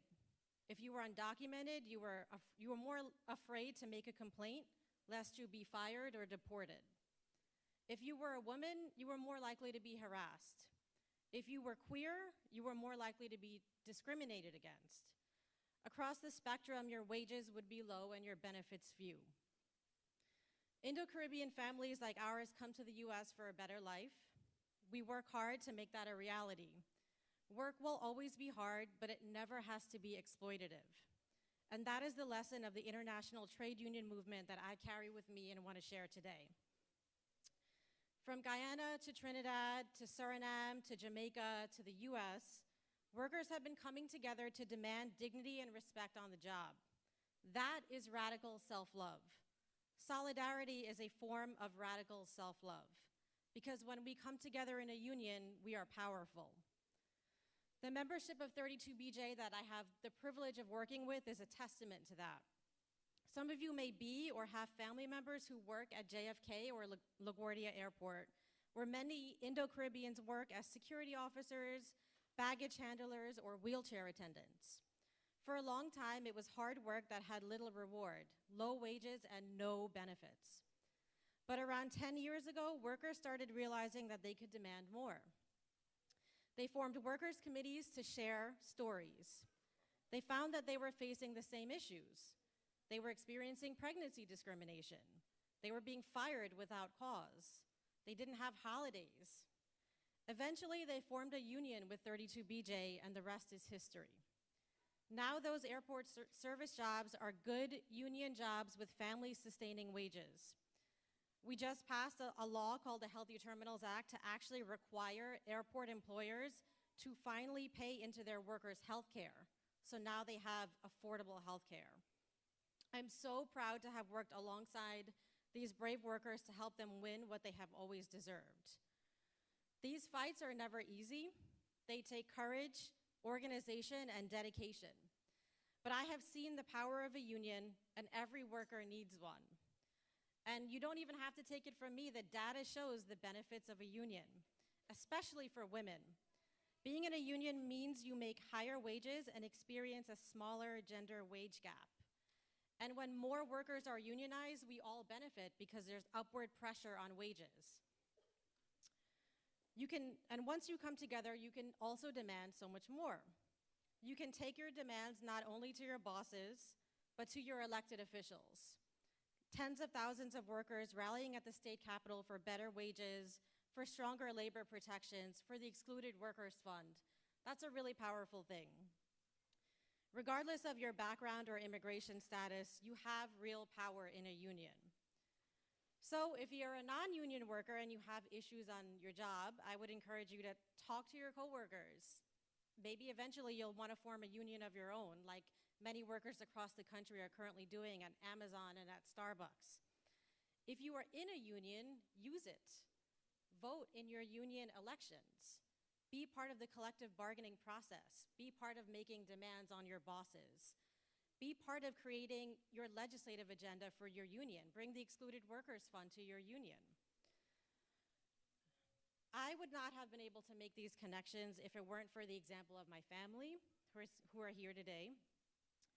My dad worked his way in the building services industry and is now a building engineer and a proud union member. My mom is a seamstress, a pattern maker, a real estate agent, a caregiver. She's an inspiration. And my sister is a nurse who has served the LGBT and women's community for many years. I'm surrounded by Indo-Caribbeans who never forgot where they came from and who give back. I am so honored now to be a part of the Jahajee Sisters family, so thank you very much.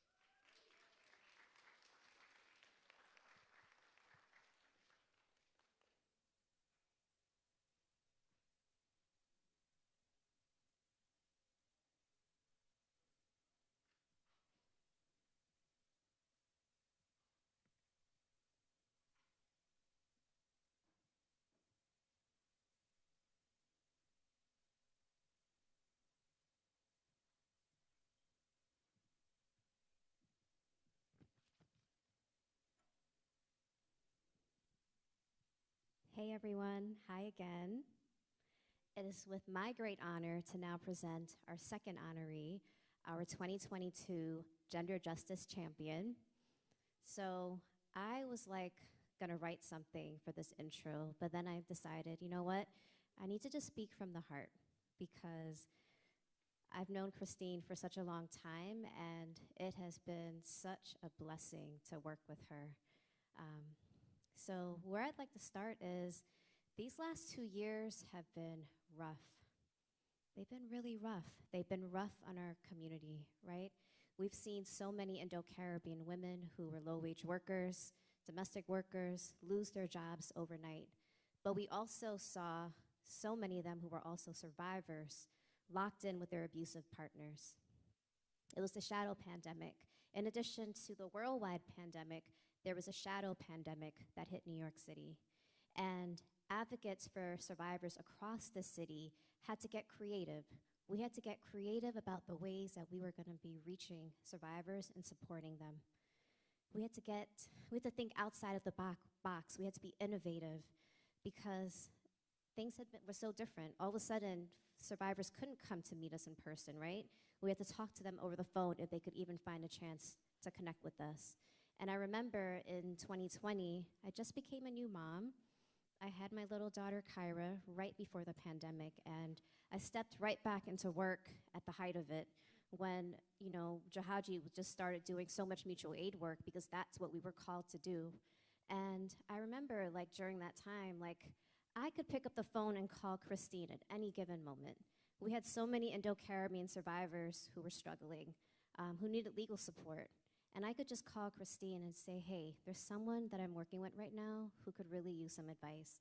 And she always, no matter how busy she was, because Christine is also the director of the Safe Horizon Domestic Violence Project, and she is supporting survivors all across this city to thrive.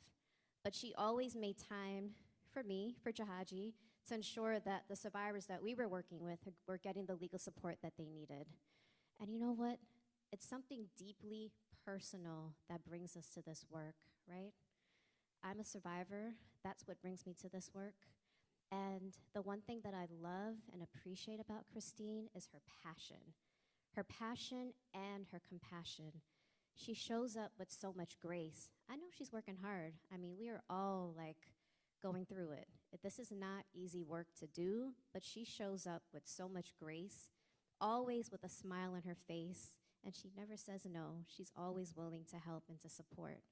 And I could go on and on and on and speak about Christine and how amazing she is, but the one thing I will close with is that Christine is a fierce advocate for survivors in this city. And I don't know what we would do without her support in this field.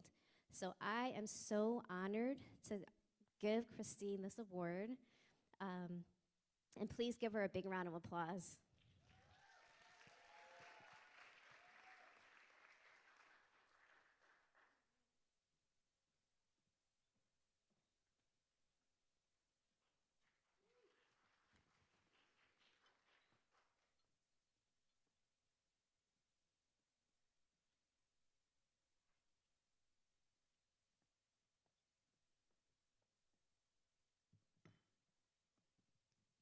Hi, everyone. How are we all doing? Well, thank you, Simone, for that wonderful introduction. I am so humbled and grateful to be here with you all alongside the other honorees, Deandra and Felicia. It really is such an honor to receive this award from Jahajee Sisters specifically. an organization that I admire so greatly for the work that they do within the Indo-Caribbean community to uplift women and girls and to create a more equitable and safer society for them. It is a mission that closely aligns not only with my work, but with my values. As Simone mentioned, I'm the director of the Domestic Violence Law Project at Safe Horizon. Safe Horizon is the largest victim service agency in the United States. We serve about 250,000, well, I should say we touch the lives of more than 250,000 children, adults, and families affected by crime and abuse throughout the city. We provide compassionate and expert support for those who have experienced domestic and intimate partner violence, child physical and sexual abuse, rape, human trafficking, youth homelessness, and violent crimes committed against a family member within communities. So my role at Safe Horizon involves overseeing a legal program filled with attorneys and support staff where we offer free legal services, advice, and/or representation to low-income survivors of domestic violence. We represent them and give advice in child support, custody, orders of protection, and divorce matters throughout New York City. And it really is a great privilege to serve my community, the Indo-Caribbean community that gave so much to me. Our program has been able to help countless survivors, especially during the pandemic, navigate their unsafe and abusive situations. To give you some insight into some of the survivors we assist, I'd like to provide an anecdote, and I must also provide a trigger warning. And let me also remind you what the definition of domestic violence is as I stand here today. It is a pattern of abusive behavior in any relationship that is used by one partner to gain or maintain power and control over another intimate partner. Domestic violence plays out in many ways. It can be physical, it can be sexual, it can be emotional, it can be financial, it can be psychological, and now in this new era, we're seeing technological actions or threats of actions. Our office recently helped an Indo-Caribbean woman in family court where she had a temporary order of protection against her ex-boyfriend. Her goal was to have a final 2-year stay-away order of protection against her ex-boyfriend. The parties share a beautiful 2-year-old daughter. Our client endured severe abuse at the hands of her ex-boyfriend. Throughout the parties' entire relationship, which spanned over 3 years, she was not allowed to find employment, she was not allowed to see her family, and so she relied solely on her ex-boyfriend to provide her with the necessities she needed to live on a daily basis. After a verbal argument ensued one day over our client asking her ex-boyfriend to minimize his drinking around their daughter, he became angry and locked her in a backyard in 20-degree weather while she was wearing a tank top, shorts, and no shoes, and it was snowing. After screaming and yelling for help, a neighbor came over, started banging on the door, and her ex-boyfriend finally let her back into the apartment. After 2 more strangulation incidents, some of which we may not know about, she finally got the strength to leave. She knew that she had to leave in order for her daughter to have a mother. She fled to a family member's home where she found safety, and ultimately we were able to get her a final 2-year order of protection. I hear these stories too often from our own community, some of the stories I'll never hear. And I tell you this today because I have an ask. Domestic violence is taboo. It's a taboo topic in our community. And so I stand here before all of you, and I ask that we normalize talking about domestic violence because it is literally killing women in our community. And you all can play a role in that. You can engage in these discussions. You can listen to stories. There's not much else that you need to do except listen, and do not pass judgment. That really goes a far way in saving a life, and it's not much that I ask you to do. And what else can you do if you find yourself in a situation where you may want to provide more information? You're here today at an event by such a strong organization refer them to Jahajee sisters. Jahajee sisters can provide the support or refer them to resources that they need. And before I end, I just want to say thank you to my family and friends for all of their support, some of whom are here today. I cannot do this work on a daily basis without a strong support system. A special thank you to my husband who has supported my career as a public servant, and to my two little boys, Addie and Covey, who give me the motivation each day to wake up and fight for a safer, more equitable society for their future generations and for generations to come. Thank you so much.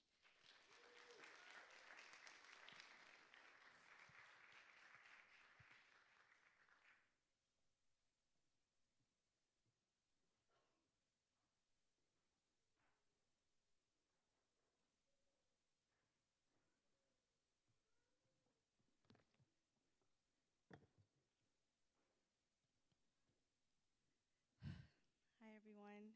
You all look so beautiful from up here and from being down there. I'm Salonee, and I am on the steering committee of Jahajee Sisters. It is my absolute honor to introduce our 2022 honoree and feminist trailblazer, Felicia Singh. Last year, Felicia ran in one of the only Republican districts in the county of Queens and was the Democratic nominee for City Council in District 32. Making her the first Indo-Caribbean and Punjabi person to win a Democratic primary in New York City. We need to give it up for that really quick.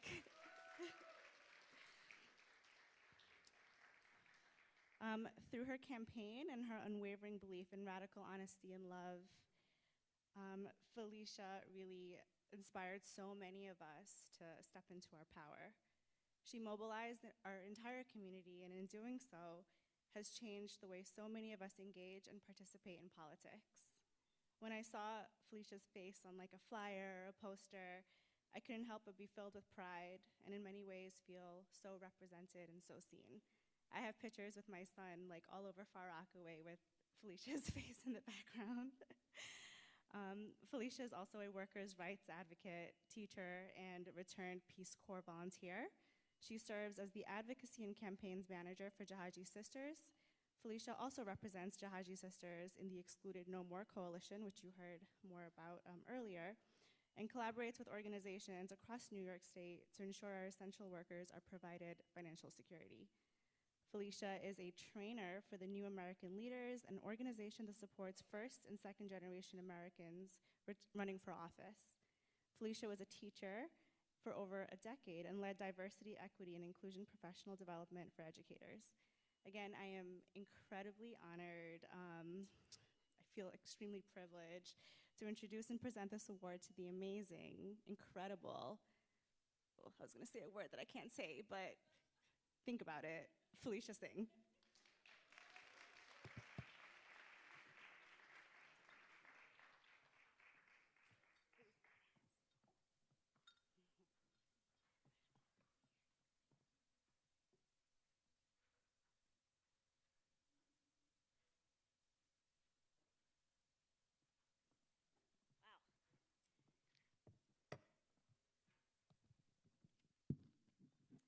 You all are going to hear my mouth a lot today. Thank you to my Jahajees for this incredible honor. It is a privilege to be recognized with greats like Deandra and Christine. I am Felicia Singh, and a year ago, I did something incredibly daring. I ran for New York City Council in Queens, District 32, and became the first Guyanese and Punjabi person to ever win a Democratic primary in New York City.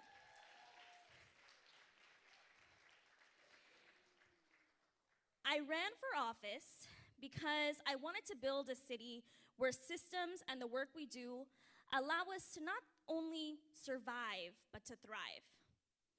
I really pissed people off by running for office. That's right. How dare I want this for my community? You piss off a lot of people when you do what's right. They wanted me to play small, shrivel up in the sun, be irrelevant.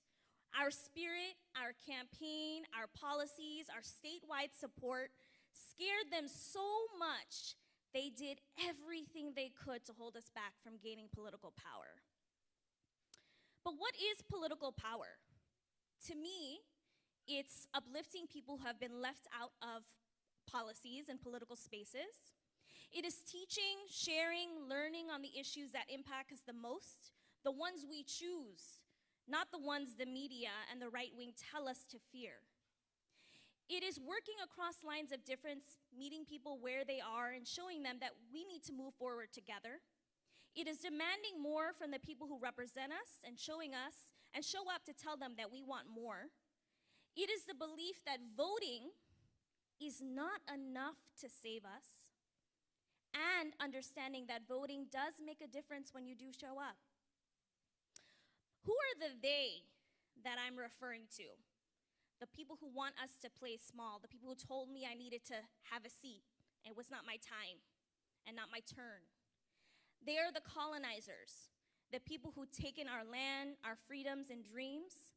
They're the people who remain in power year after year, family after family member, dynasties who expect us to stay home and never vote, protest, or hope.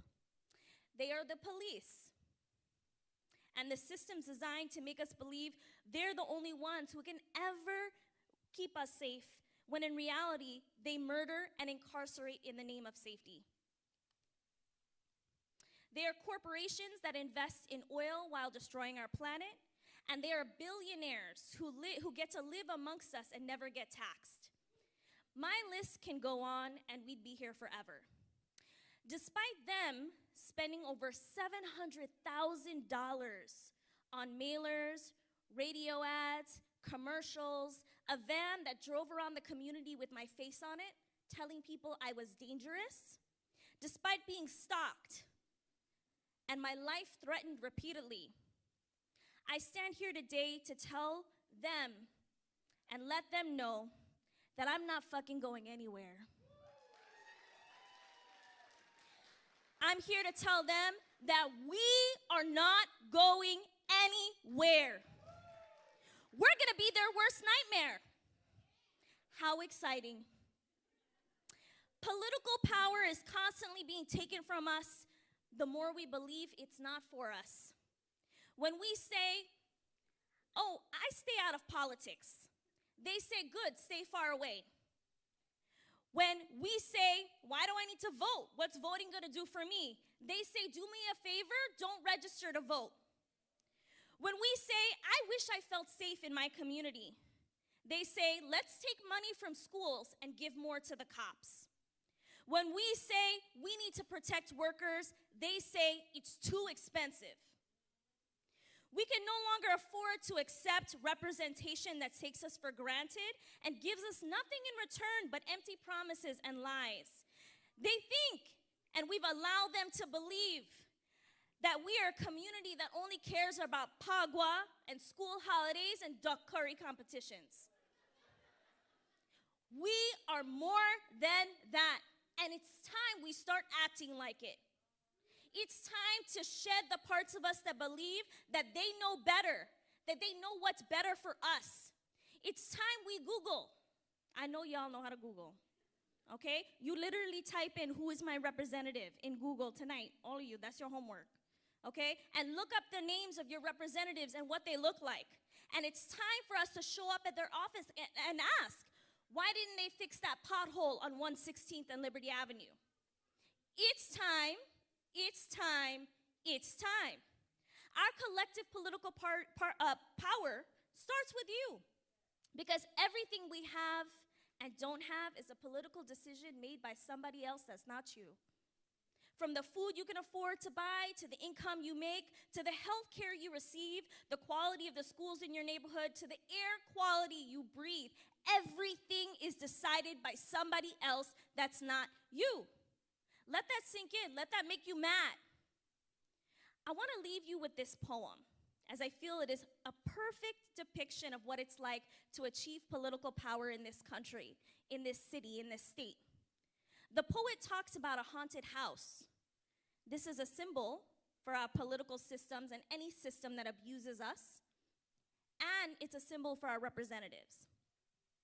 It's called voting as a fire extinguisher. by Kyle Tran Meyer. When the haunted house catches fire, a moment of indecision.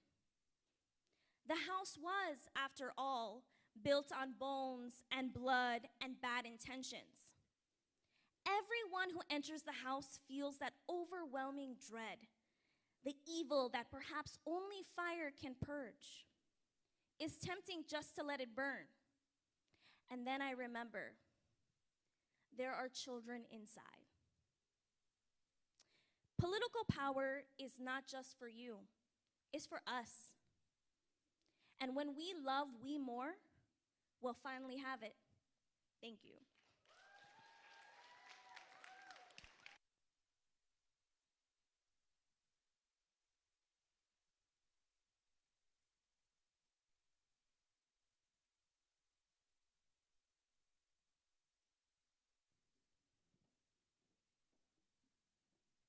Hey everyone, we just want to let you know that we have a Love We More multidisciplinary theater production coming up next. So we're just going to take a few minutes to transition our stage.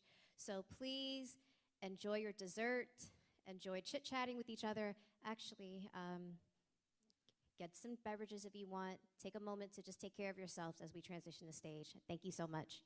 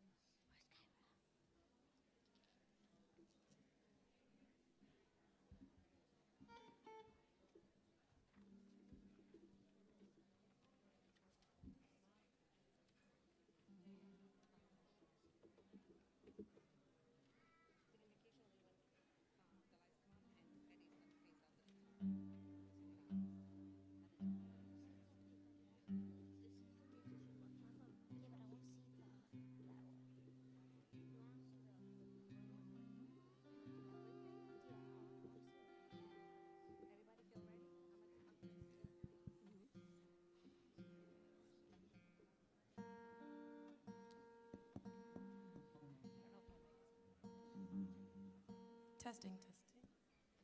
Mic testing. 1, 2, 3. Mic testing. 1, 2, 3. Check. Testing.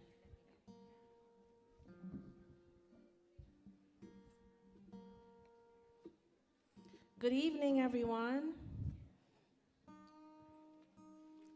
We got a special treat for you tonight or today. We have an amazing group of community artists who are coming together to put into poetry and dance and music everything that you've been hearing about today. So I'm gonna invite you all to come back into your seats. I'll give a little intro, and then we'll kick it off. So If you don't see your people at your table, give them a text, grab them, tell them they don't want to miss the show.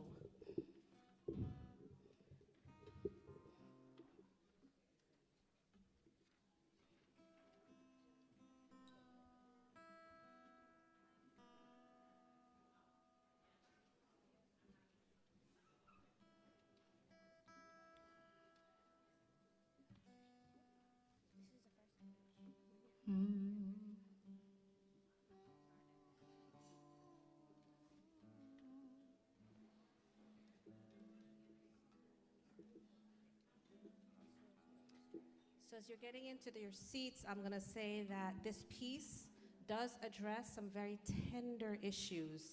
We're going to be talking and actually reenacting scenes of gender-based violence. So as an organization, as Simone said earlier, that we are committed to creating soft spaces. We know that many of us are survivors, whether we've experienced it or witnessed it, of gender-based violence. So if you need to take care of yourself, if something comes up for you, I just want to give you a trigger warning that ask for support. If you need to leave, if you need to step outside, there'll be people outside who could receive you and support you. We don't want to harm anyone more because I know these memories and these things can sometimes trigger pain and discomfort. So we just want to let you know that there is going to be some very tender, right, content, and we want you to take care of yourself. Can everyone with a show of hands show me, like, if your people are there? Are we ready to start? All right, your people are here, everybody's here? All right, let me let you know who I am now. My name is Tej Kamari Motilal. All right, the world ain't ready. Check, check, sound people. Thank you. So, my name is Tej Kamari Motilal. I am the daughter of Dhanraj Motilal, who passed away when I was 1, and I am the daughter of a single mom, Eileen Singh, who raised me while always holding down at least 3 jobs.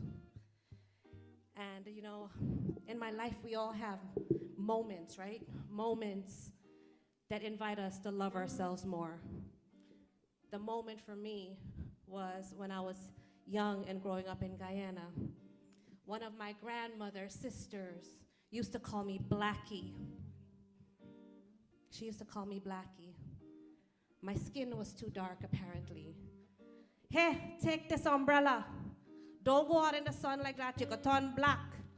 I grew up feeling like I had to hide the most visible part of me, my skin.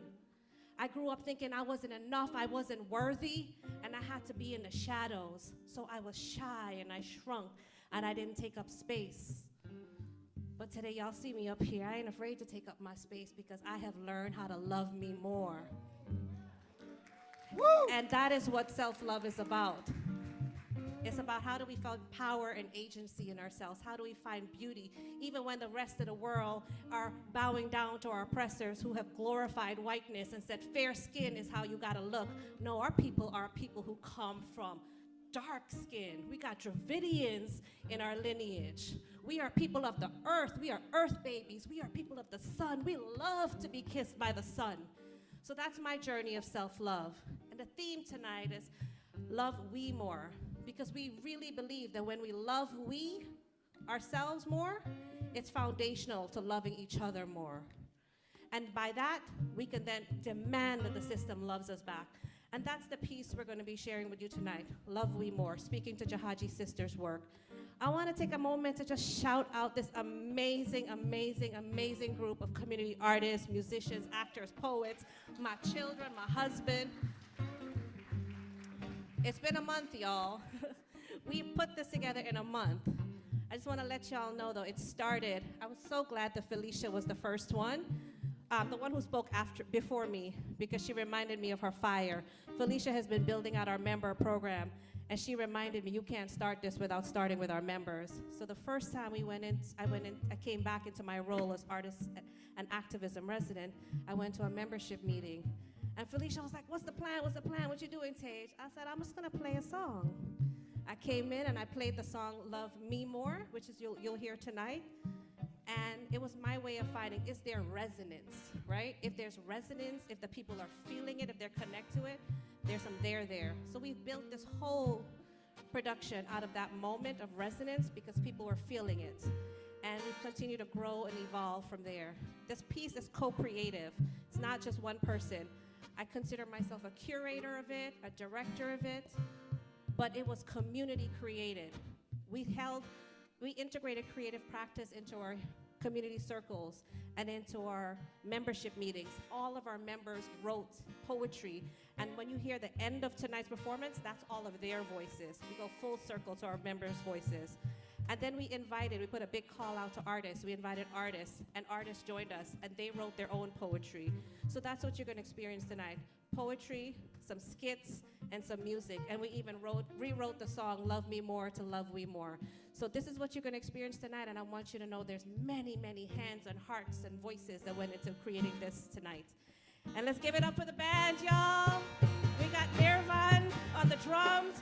We got my babies, Satya and Shakti on vocals, Rick Ramdial on vocals, my partner, Manavaskar Koblal on drums, Chitra Singh on guitar and vocals, and Eddie Arjun on electric guitar.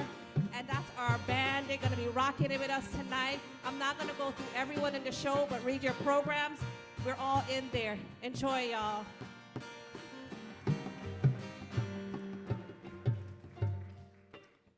Put your hands together for Tage. Tage. Make some noise for Tage. My name is Rick Ramdahal, and I'd love for you two guys to hear this song and sing along if you know the song.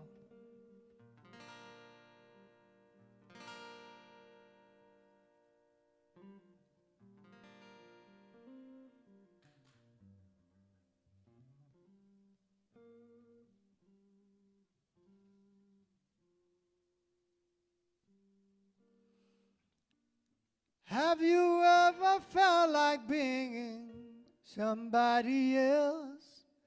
Feeling like the mirror isn't good for your health? Every day I'm trying not to hate myself, but lately it's not hurting like it did before. Maybe I am learning how to love me more. It used to burn, every insult, every word, but it helped me learn self-worth I had to earn. So I tried every night to sit with sorrow, and eventually it set me free.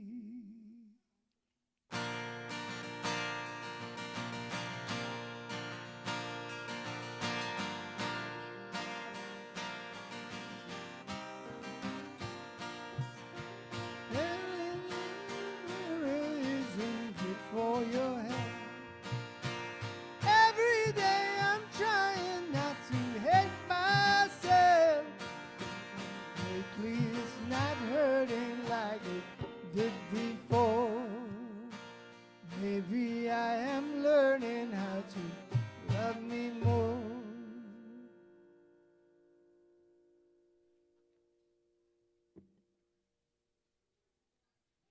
What makes an offering?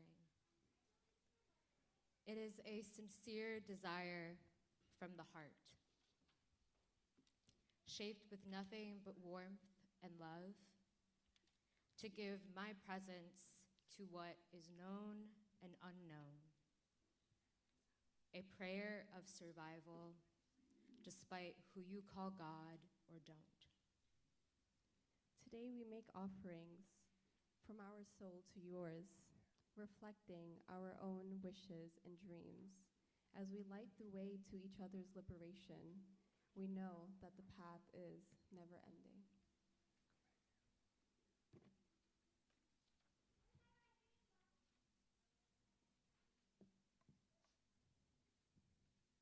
This is an offering to the single mothers who, despite heartache, insist on joy by any means necessary. This is an offering for the children who left their homelands and came to America, always feeling fractured and never really belonging. This is an offering to the undocumented workers, laboring, scrubbing and sweating in the shadows to make ends meet. To the immigrants who make our world go round every day, feeding and caring for others just to be denied their own dignity. This is an offering for the survivor of childhood abuse whose memories have turned to nothing as a means of protection. This is an offering to the woman who had to get her abortion alone all those years ago and has still never been able to tell a soul. To all my siblings who cannot be out and proud, living their queer lives, even if it's in the closet.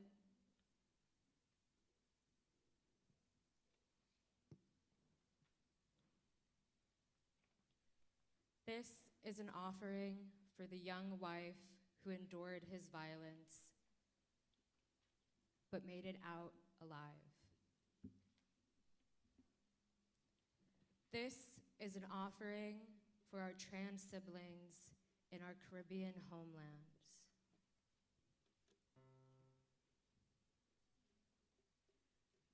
This is an offering for the first generation children trying to be their parents' American dream. This is an offering for the couple whose families refused to come to their wedding. This is an offering for the young survivor whose first touch was not born out of love. This is an offering for the girl who imagines dizzying love scenes but cannot share them with her mother. This is an offering for the queer immigrant trying yet again to survive on new land. This is an offering for the survivors, the fighters, the warrior goddesses, the fighters whose tongues lash like swords and passions blaze like fires. This is an offering for the mother in us, who nurtures and loves and feeds her people and never gives up on them. This is an offering to all the elders who came to this new strange land, magicians who made their way out of no way, a future out of dead end. This is an offering to honor the girl whose love knew no boundaries and loved beyond binaries, beyond gender, beyond bodies and parts, the girl who fell in love with all souls and all hearts. A butterfly flaps its wings over the Caribbean Sea, and right here a massive storm builds in me to transform myself alongside my community, to love on us, on me, and to love on we.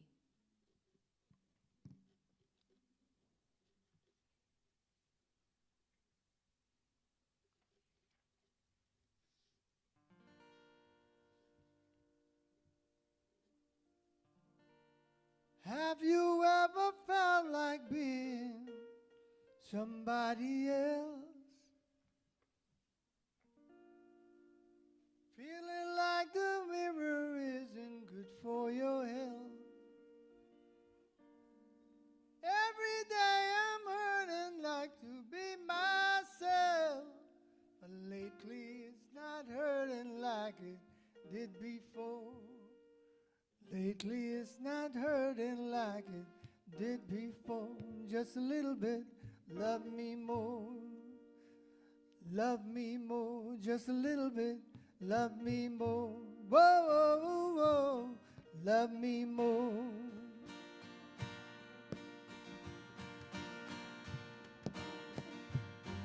It used to burn every ring and every word.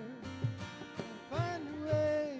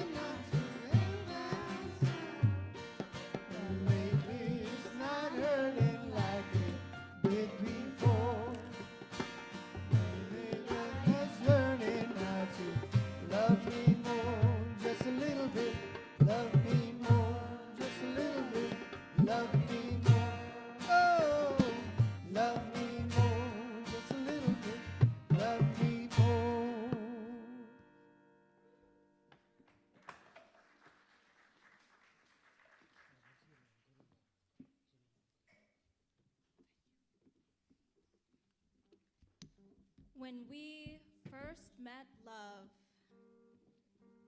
it needed no language. Tight hugs our mothers gave us for eating out our food, coconut oil massages on baby backs, just because. Downhill bike rides with siblings, wind whipping our hair. Love never needed invitation or reason. Love is being.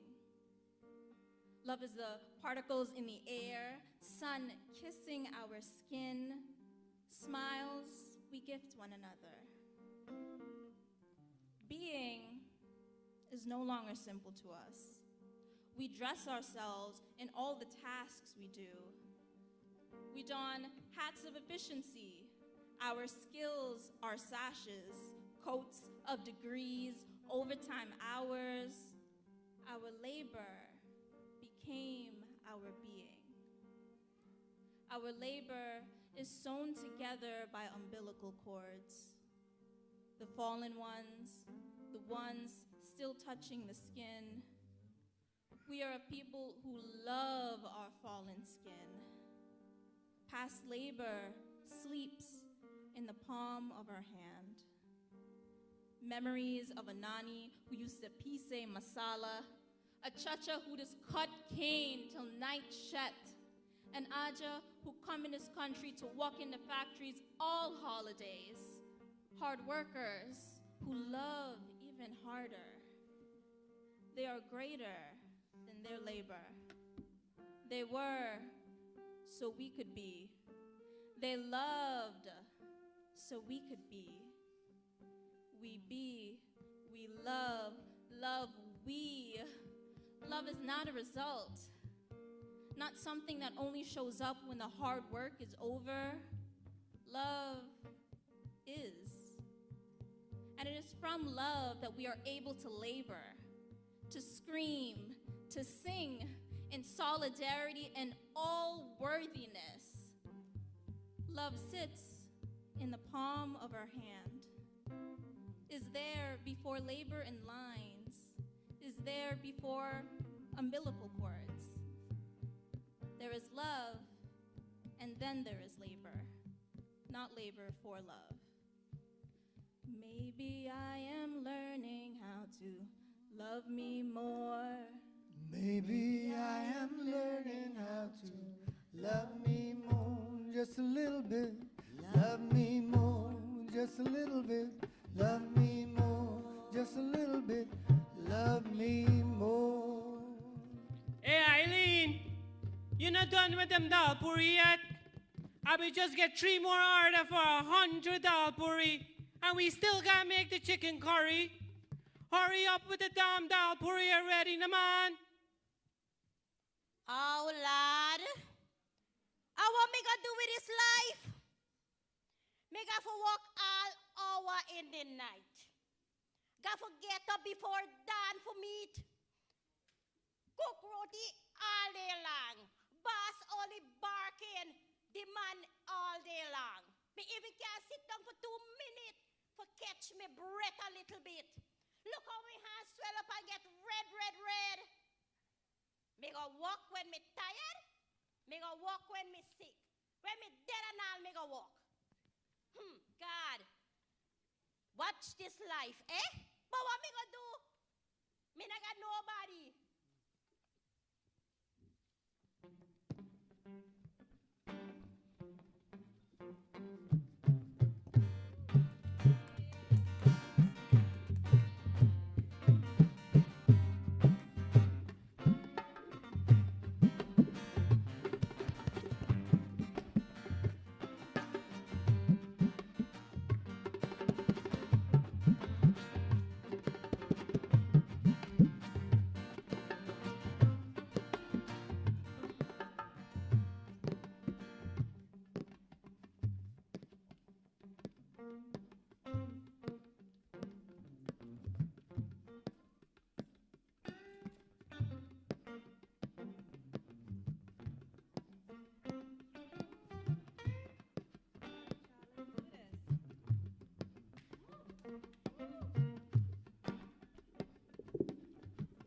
Peace, everybody. This is a new poem I just wrote, and it's about just loving myself.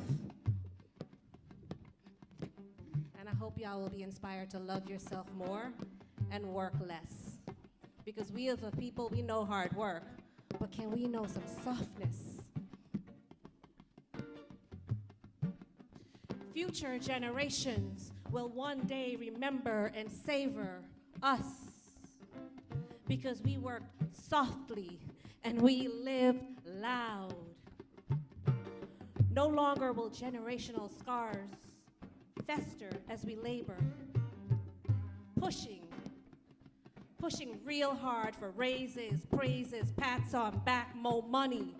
So damn proud. Nah. We will not keep our head down, mouth shut, back bent. Grinding, almost rewinding to the days of the Sahib. Because you know what? Raj Kumari Singh's poetry reminds me that those days are done. Days of strife will relent when we believe. When we believe that we are worthy of a well-cushioned life. Plush pillows, cozy comforters, cradling my essentially oiled body, healing,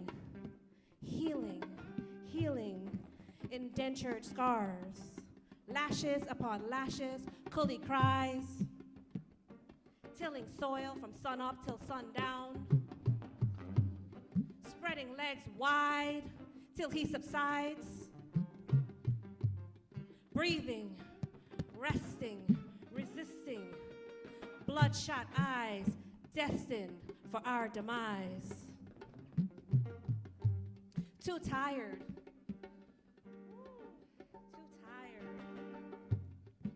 Too tired to continue. Under the sun's blaze, still they toiled, fearful of being pegged as lazy, working like crazy, hazy dark days fade, trauma spread across the diaspora, healing hands call us back. But memories keep us tethered to the grind, churning ancestral trauma until healing hands soften, scrubbing workaholic skin off with ease, resting in breezy Caribbean islands, people pleasing no more, releasing the need to appease, bowing down only to our own inner divinity, no longer worshiping their wealth. We learn that our own health comes first. No longer worshiping their wealth more than our wealth. We will one day be praised, y'all. We will one day be praised for how softly we worked and how loud we lived.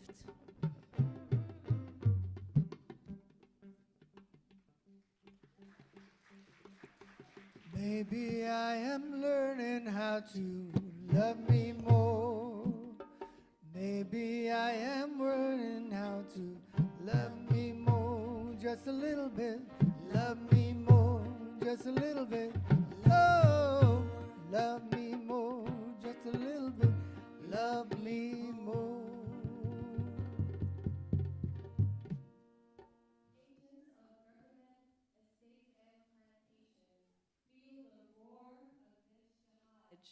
Sail, currency, sail the seas, riches and wealth, our bodies, your economies, the breathing land map of greed and corruption. Like morning mildew in my mouth, the chewing stick tells me to remember how the land raised me and graced me with true love and care, nurturance, reciprocity, sustaining life, like how we shared food and recited prayers, like how we walked barefoot without a tag on my toe or her waters, tagged her waters like dirty trenches and nitty wenches, we sustain life.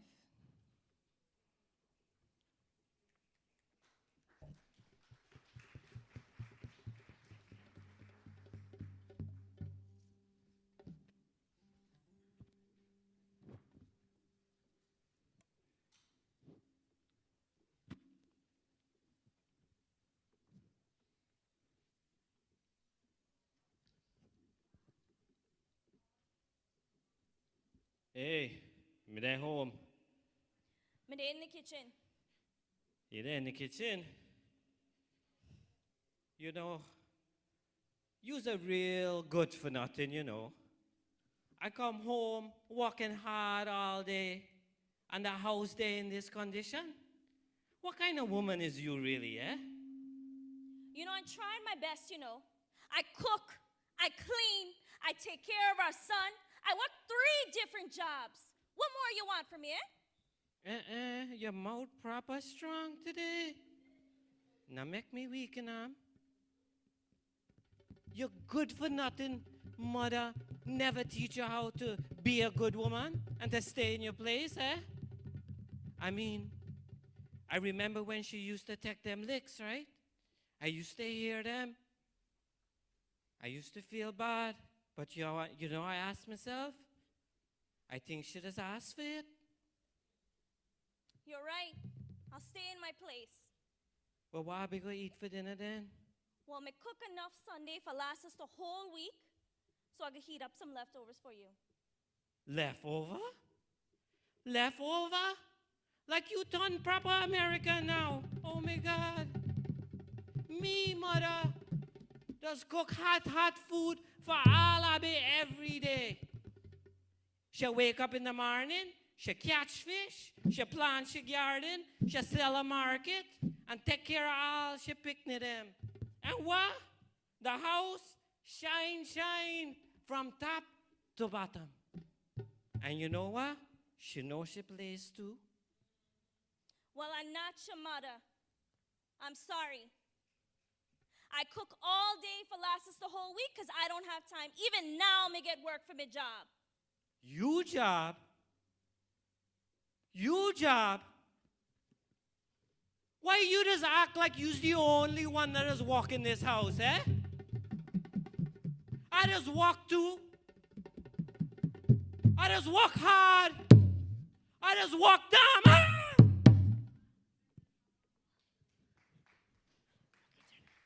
Maybe I am learning how to love me more. Maybe I am learning how to love me more.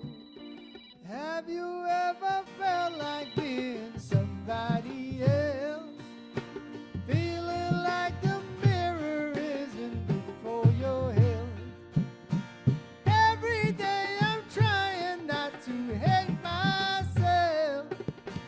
Lately it's not hurting like it did before. But maybe I am learning how to love me more, just a little bit. Love me more, just a little bit. Love me more, whoa, whoa. Love me more, just a little bit.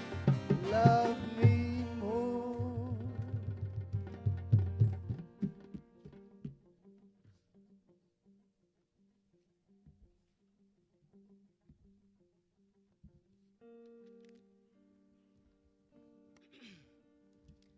Welcome, everyone. Thank you for coming to the Jahajee Sisters Community Retreats. If we can all gather right here for a moment. And welcome to our new members who are joining our organization for the first time. Good to see you here. Thank you for coming. All right, let's all just start by taking one collective breath with me. Let's inhale, and then let it out. So journaling is a really, really important activity for us to do as we explore our feelings and figure out our stories and what we want to share. So we're going to break into little groups right now and maybe share with your partner what you wrote in your journal during this activity.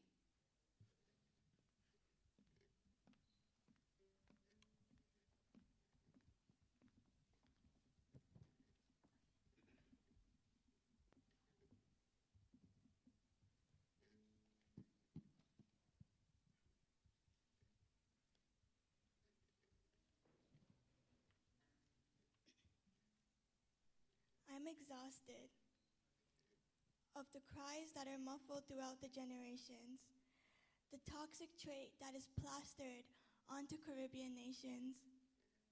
The ancestors have sang their sorrows in bhajans, kuwali, and gospels, reaching for the stars on a ship, but still here we are, lost souls. Trying to find our identity in the sky other than the sea, because we've crossed borders to explain who exactly are we. We are women that create music with our tears, beating the tabla to chase away our fears, that we've drowned in bottles of rum in hopes to cover some of the bruises that grew from the sweetest land, the trauma we've learned from foreign hands. Maybe I am learning how to love me more. Maybe I am learning how to love me more, just a little bit. Love me more, just a little bit. Love me more, oh, oh, love me more.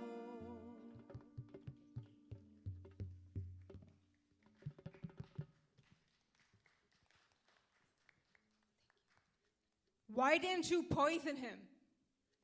Beti, why you gotta tell Bagua when you face them?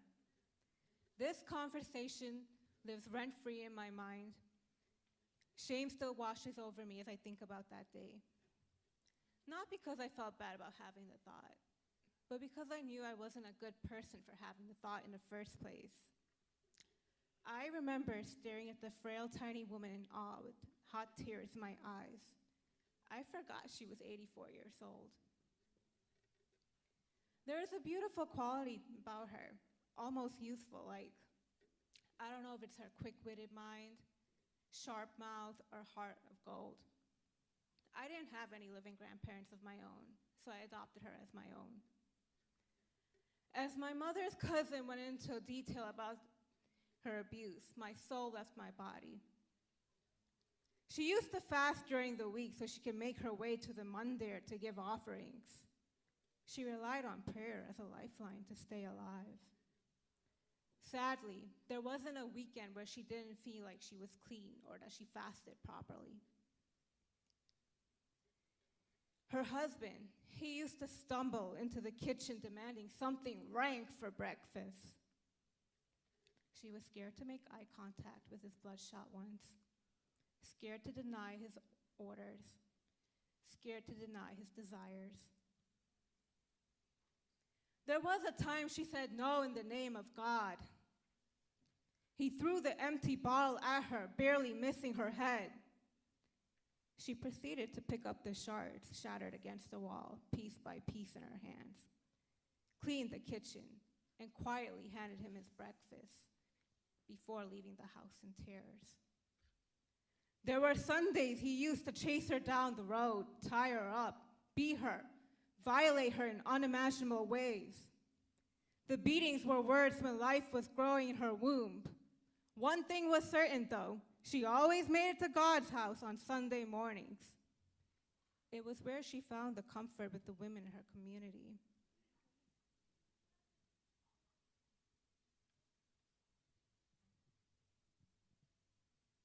The sun shines brighter here, a place where I can strive for happiness and peace. I looked for home everywhere, in oceans deep and sultry eyes I meet. Each day I am learning something new. I am growing beautiful. The stronger the group, the more power is held.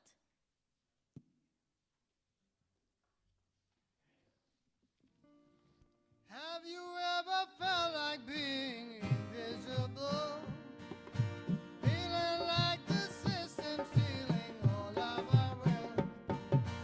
More from me mentality, breaking we. And nowadays I have my Jahajee. Well, nowadays I have my Jahajee. Excluded no more, love we more. Silence no more, here we roar.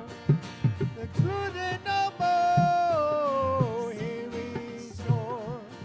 Held back no more, here we roar. Excluded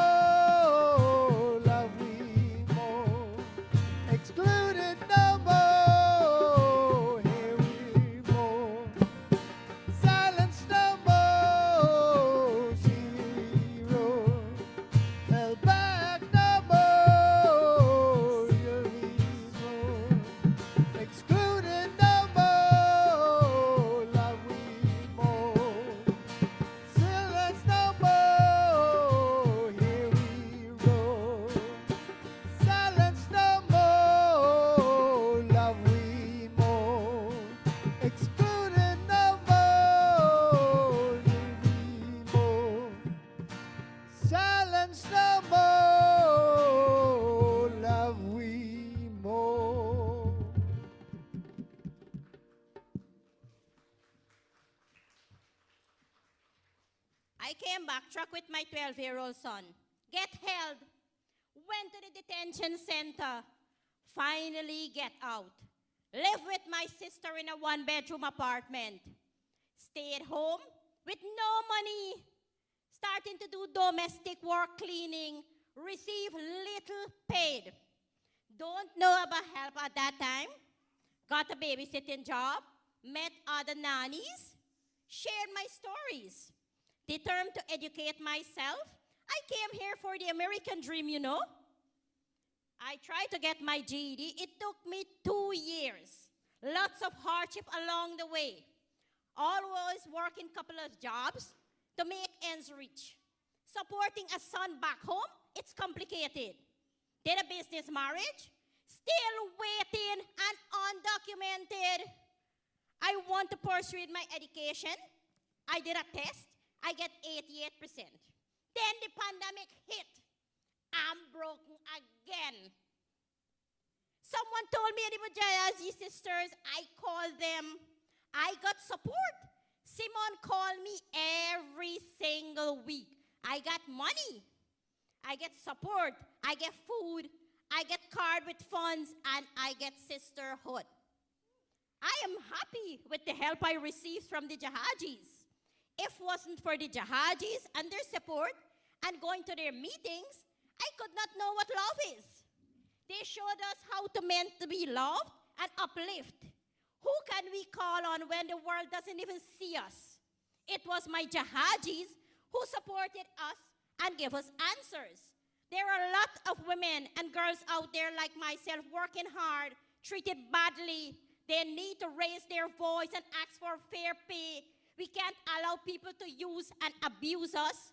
We need to have a voice, demand fair pay, humane working standard.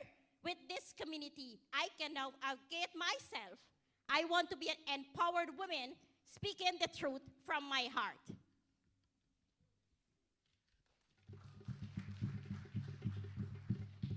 This is what Jahajee is about. Love, affection, helping our elders and sick. We assist those who are experiencing mental health issues, our undocumented workers, and provide financial assistance for those in need. Tired of struggle. It's time for us to feel empowered. We didn't come here to continue the cycle of struggle. We came here for the promise. I am ready to be seen, to be heard, to know we are worthy, to know we are safe and free. The roar of my voice will move mountains and part seas like Moses. Fearfully, wonderfully, and beautifully made, I love myself. I love being happy with people and making other people happy. I look inside myself to find strength that others see in me. Letting my light burn so bright, not even darkness can overcome my eternal flame. To put myself first, it's time for me to make myself happy, to love myself and take care of myself, to love myself for who and how I am, to trust that the light will find me. To trust and believe that I am enough. The strength of ancestors flows through me, ever flowing like a river. We hear, loud and strong, won't be silenced. Lifting as we climb, we grow. The we vine becomes the divine. Free, free to be me, free to be we. Leadership for the people, listens to the people. And together we are learning to love we more. 5, 6, 7, 8. Have you ever felt like being invisible? Feeling like we belong nowhere on earth. Even family forgetting that we exist. But somehow we just found our Jahajee. Together we are learning how to love we more. Excluding no more, love we more. Silence no more, here we roar.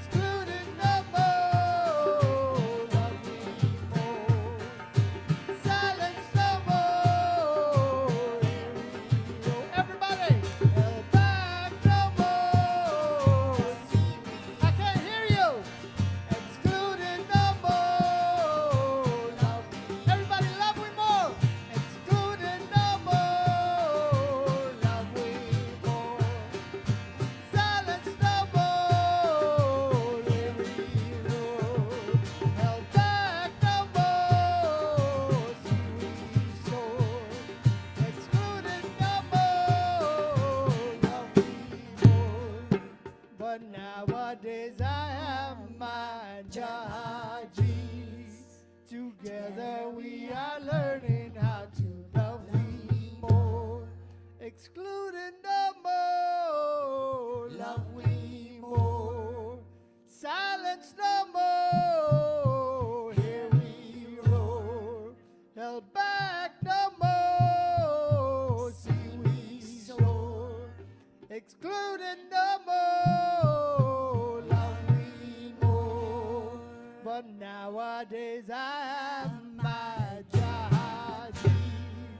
Excluding no more, love me more. Silence no more, here we roar. Held back no more, see we soar. Excluding no more, love we more.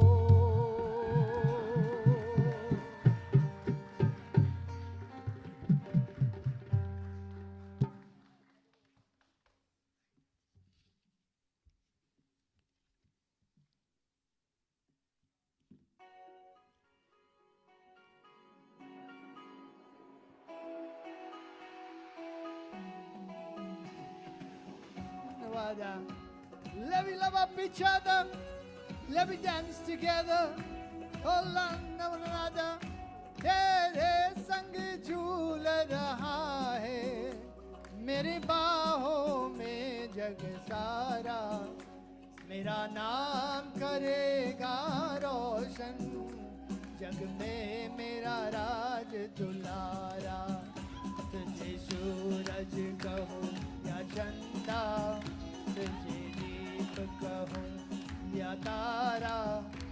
मेरा नाम करेगा रोशन जग में मेरा राज दुलारा. तुझे सूरज कहूँ या चंदा, तुझे दीप कहूँ. Get up and dance, y'all. We didn't come here to entertain you. We came here to party with you. रोशन जग में मेरा राज दुलारा.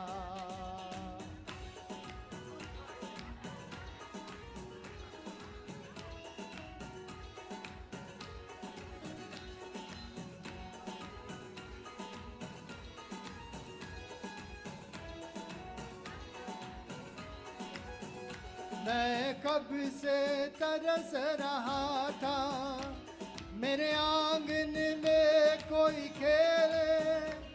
नन्ही सी हंसी के बदले मेरे सारी दुनिया ले ले.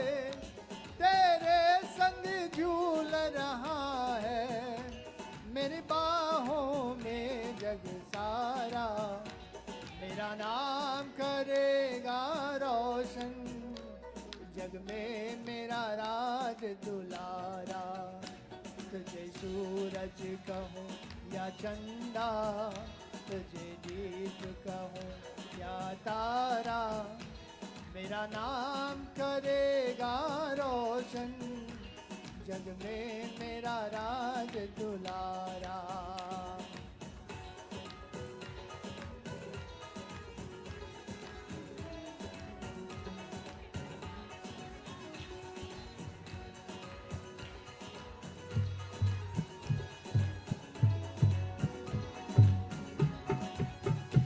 आज उंगली थामते तेरे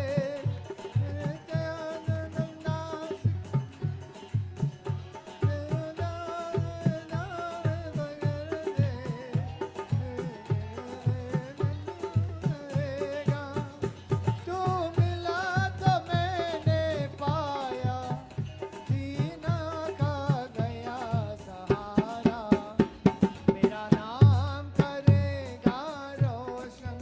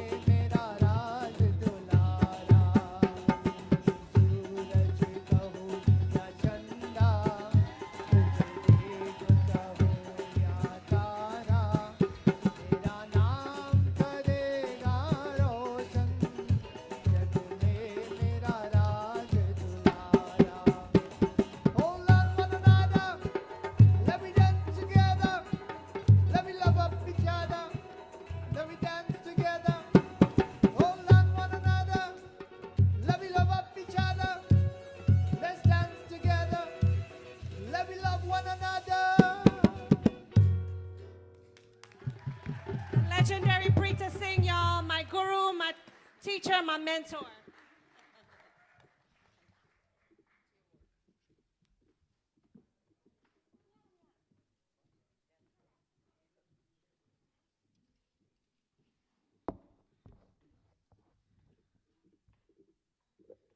Hi, everyone. So, we want to make this interactive art, right? You just viewed something that was really powerful. It probably touched your heart. It probably brought up a lot of stuff for you. So we now want to give you a few minutes to turn to the person that you were sitting next to and just share. How did this land on you? How did it feel in your body? And what are you taking away from what you just witnessed? So we want to give you all time to just chat and process what you just saw.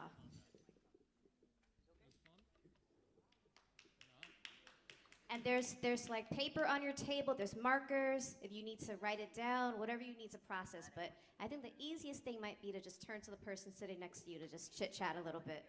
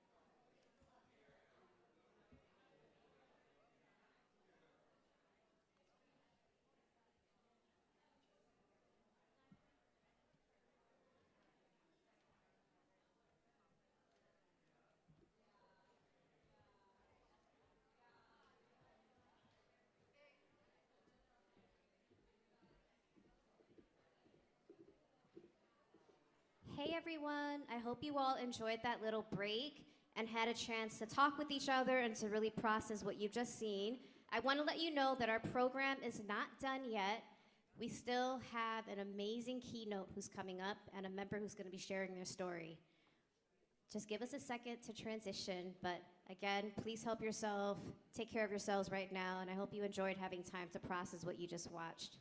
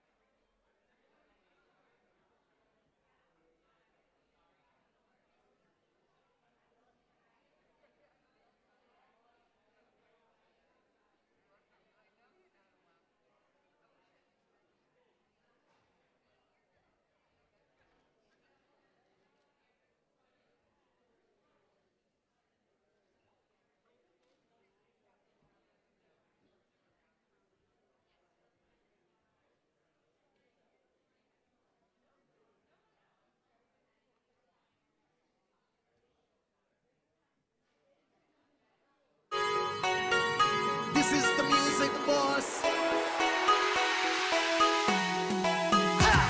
Hold on one another. I love you, love up each other. Let's dance together. I love you, love one another. तेरे संग झूल रहा है मेरी बाहों में जग सारा मेरा नाम करेगा रोशन जग में मेरा राज दुलारा तुझे सूरज कहूँ या चंदा तुझे दीप कहूँ या तारा मेरा नाम करेगा रोशन जग में मेरा राज दुलारा तुझे सूरज कहो या चंदा तुझे दीप कहो या तारा मेरा नाम करेगा रोशन जग में मेरा राज दुलारा Let's dance together and everybody dance together.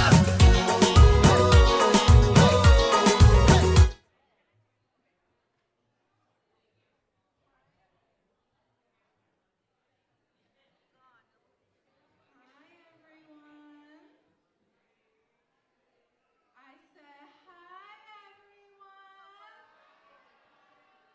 How's everyone doing? Oh my God, we are Caribbean people. I know you can be louder than that. I can still hear my daddy from over here. Come on, how are we doing? My name is Arlene. Today was a day. From speakers to honorees to panelists, today has been an impactful show of the power in our Indo-Caribbean community. We've seen programming, content, and performances from the most beautiful, electric, and energetic souls I have ever been blessed to come across these people in my life. But I wouldn't be here today if it weren't for a faithful Instagram post in 2020. No, this is not the start to a failed Hinge story, I swear. Jahajee was looking for a data manager at the time. I needed work, but I didn't want to work for an Indo-Caribbean organization. I was taught Indo-Caribbean people gossip, they talk behind your back, they're judgmental, they aren't kind. Most of all, they would never understand my feminist values. But I had been out of work since the summer of 2019. When I graduated from my master's program, I was so sure my degrees would get me hired, and the pandemic said, Danasa. There was a hiring freeze all over the country, and getting a call back was nearly impossible. So I said to myself, I'm just gonna apply to Jahajee and work to get the experience, and then I'm gonna go find something when the hiring freeze is over. You see, I wasn't in tune with myself back then. But let me tell you, God does not give you what you want, but what you need. What did I need? I needed a safe, inviting, loving feminist community. One where I could share my values and break bread with people who understood me. You see, I was this academic, eager to change the world with my pretty global studies degree. And I actively chose to use these skills I learned to cultivate programs for other communities. I did the work outside of our community. But it was time to come back to my people, time to come back to my roots, time to let my ancestors guide me here, time to come home, and time to love we more. We have a saying at Jahajee, living ancestors are to be honored. That's why I got my flag here. Living ancestors are to be acknowledged. Living ancestors are to be praised because we must love we more now. That's right, whoop whoop. I learned a lot of self-love and shedding of these outdated, archaic thoughts of the Indo-Caribbean community at Jahajee-led programming. Sister circles, I know you've heard of it. Workshops, you're literally in one right now. And eventually I applied for the Jahajee bi-yearly Leadership and Empowerment Institute. This Leadership and Empowerment Institute changed me. It changed me in so many ways.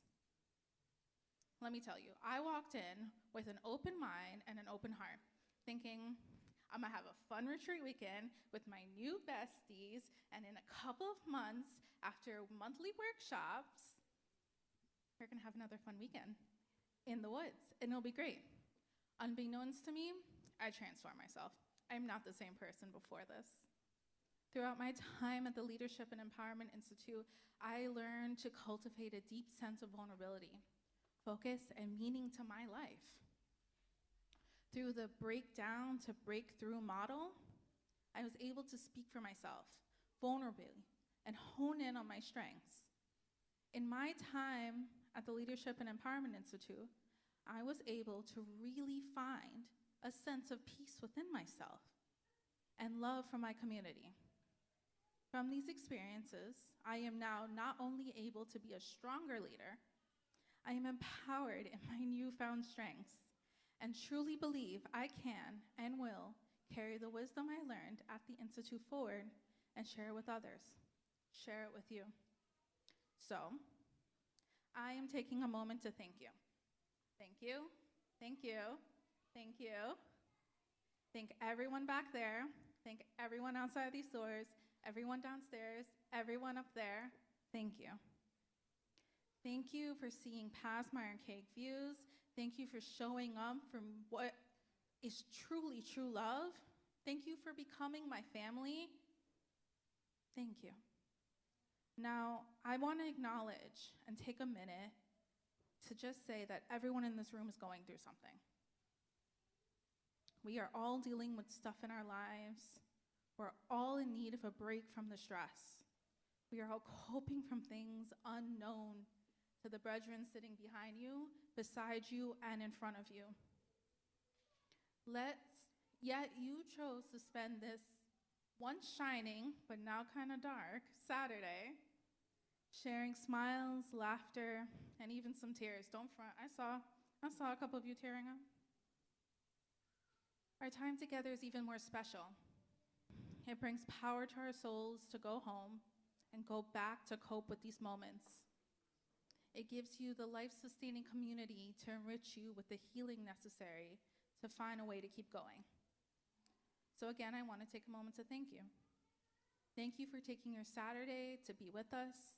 Thank you for being a part of the Jahajee community. Whether this is your first introduction to our family, you're family now. So, anytime you can come over, you can take the soda out of the fridge and make yourself a plate because you're family. Or the 100th time being with us. It means so much to have you all here with us today. Thank you for taking your time, your energy to support us as we grow Jahajee and continue to make Jahajee bigger. And as we continue to impact the lives of the Indo-Caribbean community, one person at a time. You see, it only takes one person to make that impact, and you can be that person. Only takes one connection, and your donation can help us make that connection. Your donation can help us create that job that brings in that new data manager. If each person in this room gave $150, we could hire a consultant to work next year as our summit manager, and then I don't have to run around like a chicken with no head like the rest of us. I'm joking. If each person in this room gave $100, we could fund culturally competent food drives for those in need and deliver them. Can I pause there for a second? Can you imagine coming to America, fleeing violence in the Caribbean with a child from the only place you have ever known home, coming to a whole new culture? Then you don't have enough to eat, so you go to the local food pantry and you get Campbell's chicken noodle soup? I mean, let's flip the script. The same person flees violence with their child. They find Jahajee, and they get a culturally competent bag of food. That bag has chow mein, chana, some pepper sauce, maybe even a karila, but please don't put that in my bag. Your $100 could give that person fleeing violence a sense of home, a sense of stability, and some yummy, yummy pepper sauce. Now say 150 or 100 is a bit too much for you. That's okay.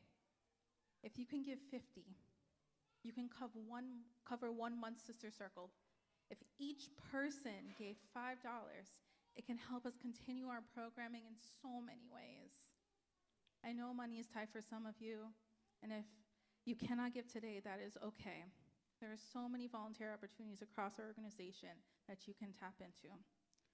Right now, there are donation booklets on your tables for checks.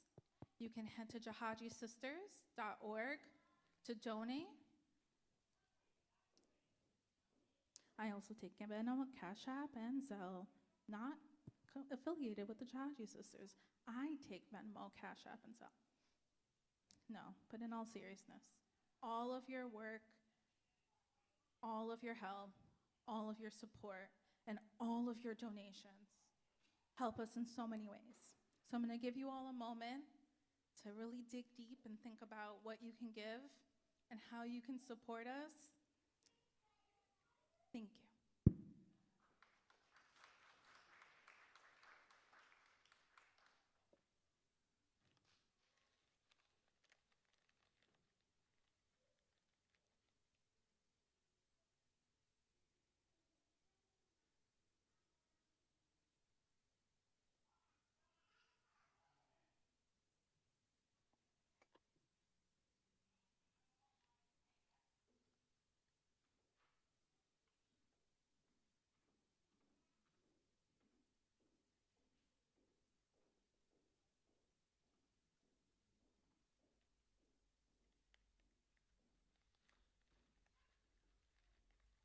Mira si non checkbook.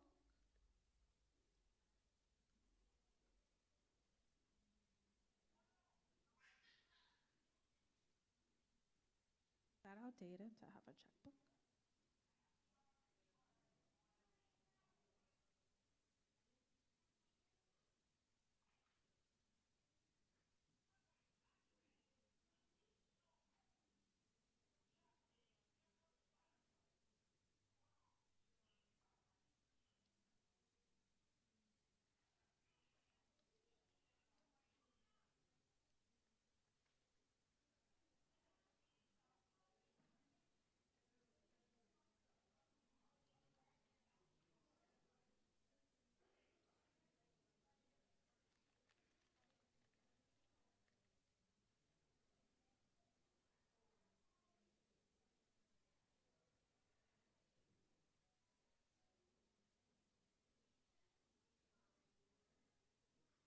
And if you would like to give to receive something back, there's always our beautiful merch sitting outside on the table, which is another wonderful way to give to Jahajee.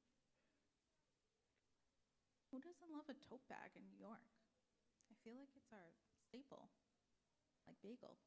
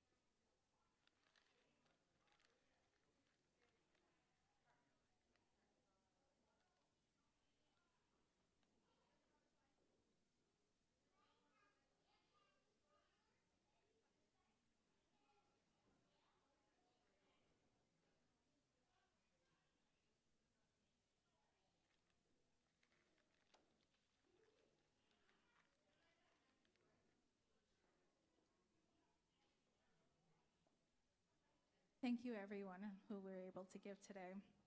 I hope you know your donation will not only help so many people, it will truly make an impact on the Indo-Caribbean community. As our beautiful living ancestor, Tage, said in today's performance, future generations will remember us for how softly we work and how loudly we live. Just imagine how many Indo-Caribbeans you will impact with your dollars, your time, and your support. Thank you all for loving We More.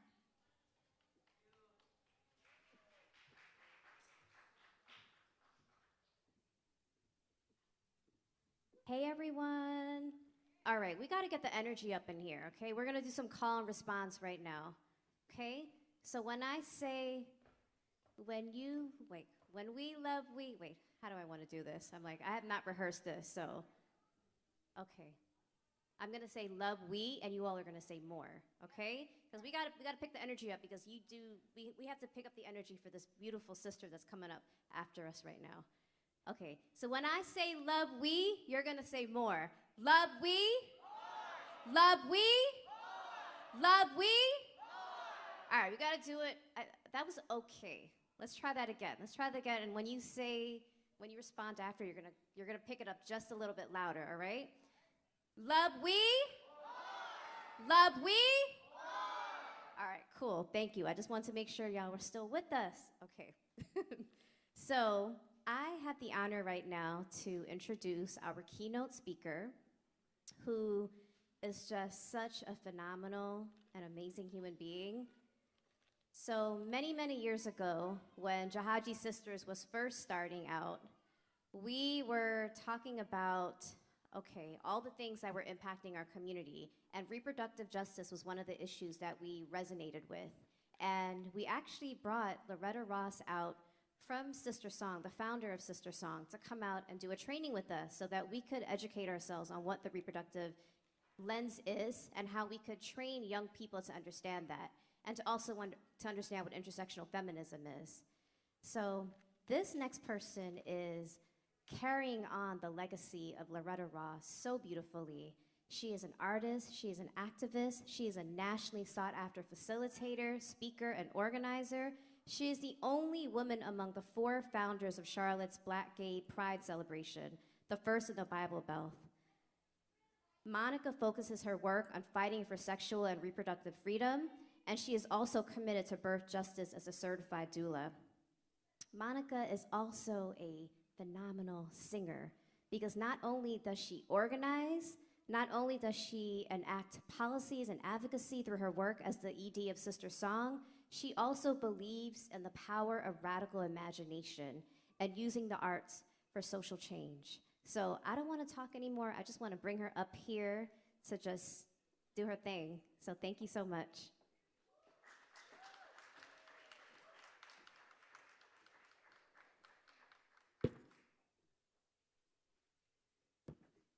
All right, good people, how y'all feeling tonight? I am a product of the Black church, and I don't know how many of y'all done been there, but we do a lot of call and response too, so I'm gonna do that throughout this conversation. Is that all right with y'all? Y'all sure? Oh, okay, because you know I love consent. That's a sexy thing to me. You feel me? It truly is an honor to be here. Let me tell y'all, I have ate my face off. That was delicious. I think I've had about 3 or 4 desserts. I'm not quite sure how many at this point. I got to play auntie with some of the cutest babies in this space I have ever seen in my life. And I got to twerk. This is like a family reunion for me. I don't know if this is supposed to be a summit, but it feels like a family reunion to me, and I am truly, truly grateful to be here. So, Jahajee sisters, I want to take a moment to thank all of you, your staff, that fundraising ask. Can we give it up for the fundraising ask? Just one more time. Listen, the revolution must be funded, good people. So I made my donation today, and I encourage each and every one of you to do the same thing. How many people made a donation today? How many people? Raise your hand. It's all right. You can make it later, too. How many people gonna make one later? That's what I'm talking about. That's what's up. That's what's up. We got to fund this work. But mad love to the Jahajee sisters, this entire team that has curated such a brilliant program. I truly feel honored to be invited into the sacred space that you all have created. And I'm really grateful for your trust in me, my leadership, and your commitment to reproductive justice. Truly, truly, I am grateful. So I want to start off with something that's just, you know, something we got to talk about. We just had our first midterm election, y'all. You know, it's the first one since the fall of Roe, the first one since white supremacists stormed the Capitol in Washington, D.C. And how y'all feeling about this midterm election? Yeah, right? It's like, you know, it was a thing, right? We had some victories, and so yes for the victories where people definitely put in that deep organizing all across this country, beating back ballot measures, really putting forward some really good candidates, new people into office. So we're gonna celebrate all that. Can we give a round of applause to all the organizing that went into this election, right? And, you know, some of us are a little sad, especially those of us in Georgia right now, because we have to deal with another little mini Trump in our state. But we're also still fighting in some of our states for some of the biggest races of our lives. And I wanted to start with that as context, right? Because although I think another powerful sister who was just up here told us elections won't save us alone, they do put up a mirror for us, right? To really truly understand what our country is looking like, where the culture needs to shift, where are the opportunities, and where can we build more collective power to really move our work. And I thought that was interesting to started out with like that with this conversation, because you all chose something really powerful as your theme for this year, this Love We More, and bringing in these concepts of intersectional feminism and like all of this culture shift work, because those are the ingredients, those are the things that are gonna really shift the way that we see future elections and how we continue to move democracy forward in this country. I also want to talk about 2 things that became very evident in this election season, right? One, reproductive justice was front and center. Did y'all see that? There was not one person who got on a television screen, who stood behind a podium, that went into the streets that could not talk about where they stood on the topic of abortion, which means that they then had to make their stance clear on where they stand for gender justice, where they stand for economic justice, where they stand for all of the intersecting issues that come into play when we talk about abortion in this country. That in itself was a powerful moment that we cannot erase from this election season, right? And the second thing that became very evident during this election season was that people of color continue to be the saviors of democracy in this country. Did y'all see that? You see how we vote. We vote for our values. We vote for our values because voting for our values means that we are voting for our lives every single time we go to the ballot box. And so I was like, all right, okay, go ahead, America. We making some things pop, just a little bit. got a long way to go, but we making some things pop. And when I also think about what is also really true as we think about where we are, as we saw the reversal of Roe happen. Now, for those of us who've been doing this work for a long time, for those of us who are people of color and those who have historically been pushed to the margins, we know that Roe was never enough for us. Let me just be clear about that in the room, right? It was never enough for us because a legal right does not guarantee access. And so we knew that when this thing was popping off, that more than likely it was going to end in what it did. And we knew then that that was going to embolden them to move forward on all the other ways that they have been trying to break down our democracy by taking away our voting rights, coming after queer and trans liberation, and so much more, right? And so what is real right now, good people, is that white supremacists are mad as hell. And they are scared as hell. And why do we think that they're mad and they're scared? They're big mad too. But why do we think they're scared? Why? Told y'all I like call and response, didn't I? Why do we think they're mad? Because we love we more. At the end of the day, they understand that our collective power, when we bring all of that together and we move collectively, that they have no chance of their power staying the way that it is. And so they are working hard at every single level to try to break us apart. But again, this theme was so resonant for me when thinking about coming to you all today, because this love we more is the very crux, right, of what is going to actually move us to the wins that we deserve and what we want and the liberation that we're seeking. So we know that the liberation of just one of us is linked to the liberation of all of us. And as I was preparing for this and again thinking about this theme, I couldn't help but think about my own journey to my own liberation, yes, but to my activism, to my organizing, to my leadership.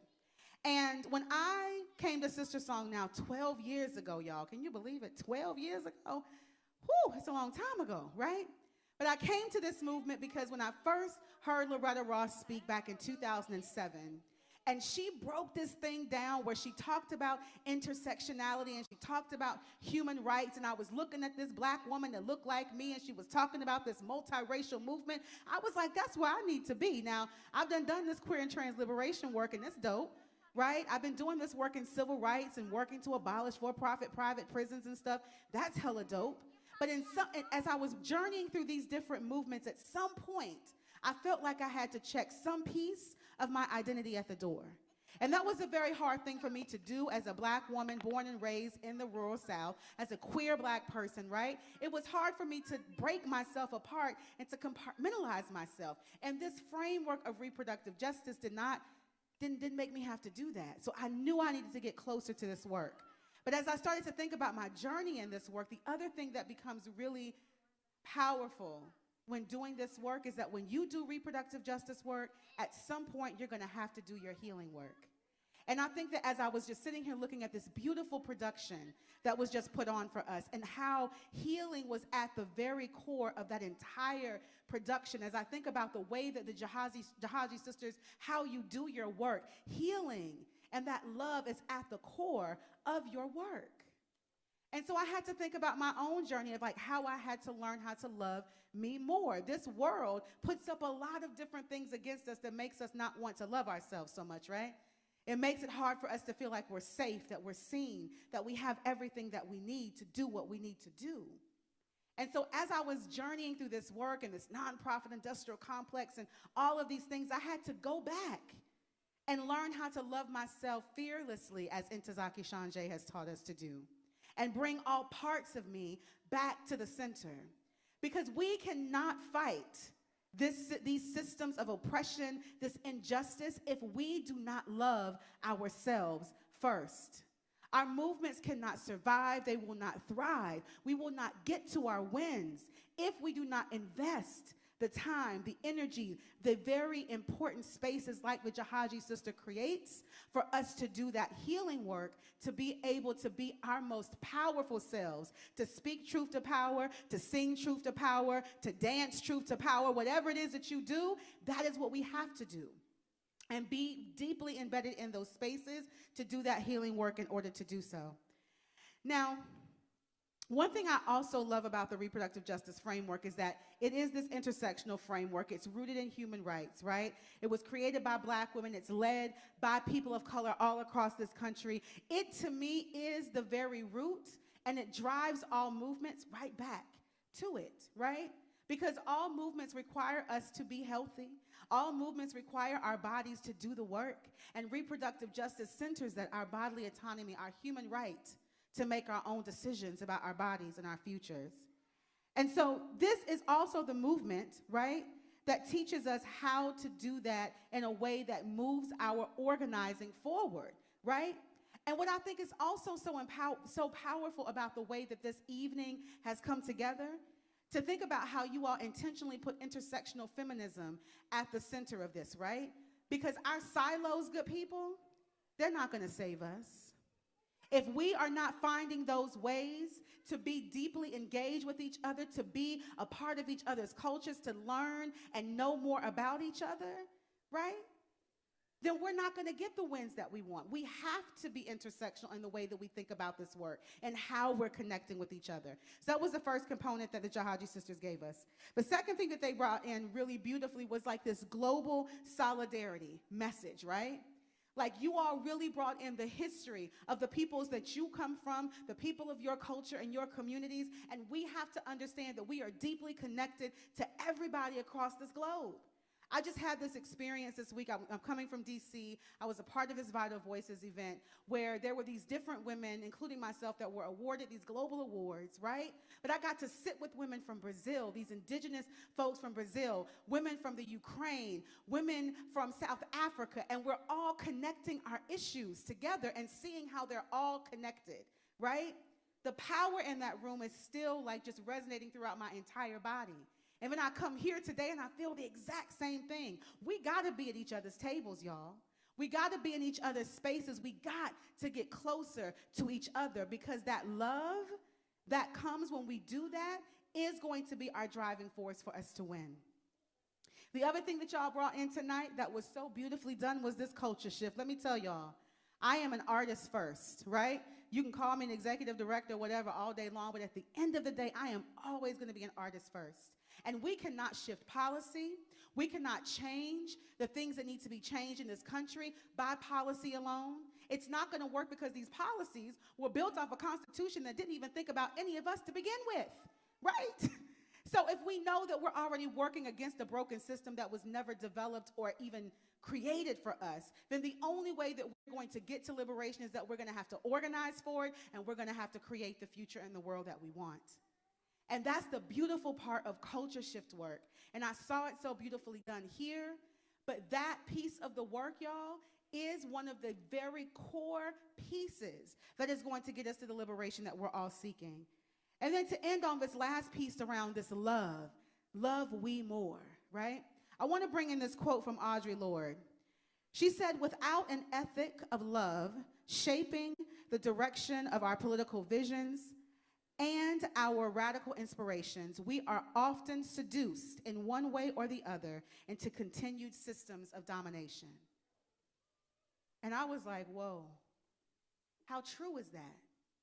If we don't center love, if we don't see it as a part of our radical organizing, if we're not bringing that to the forefront of every single thing that we do, then how far do we really think that we're going to go?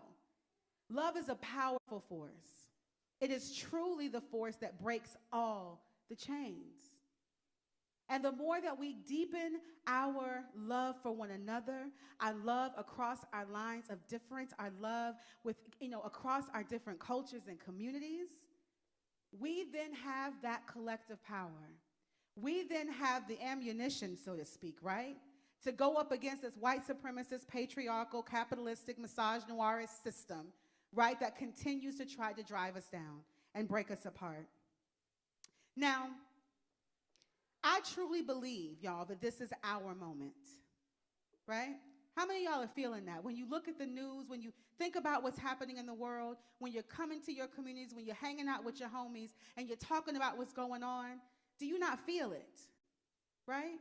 Do you not feel the change that we are in, that we're sitting in this moment? We are in our moment of a times. We are the ones that we have been waiting for. We say that as this phrase all the time, like, you know, we're the ones we've been waiting for, but we truly are it, good people. We are the ones, we are the movement leaders. We are the ones sent here at this particular time. I truly believe that we chose to be in this moment at this time. That we came because we knew that we had everything that we needed to break these chains and to actually see liberation in our lifetime.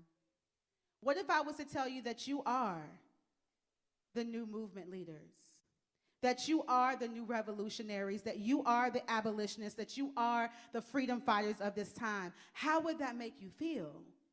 Would that charge you to continue to move even with greater energy to get us to where we need to be?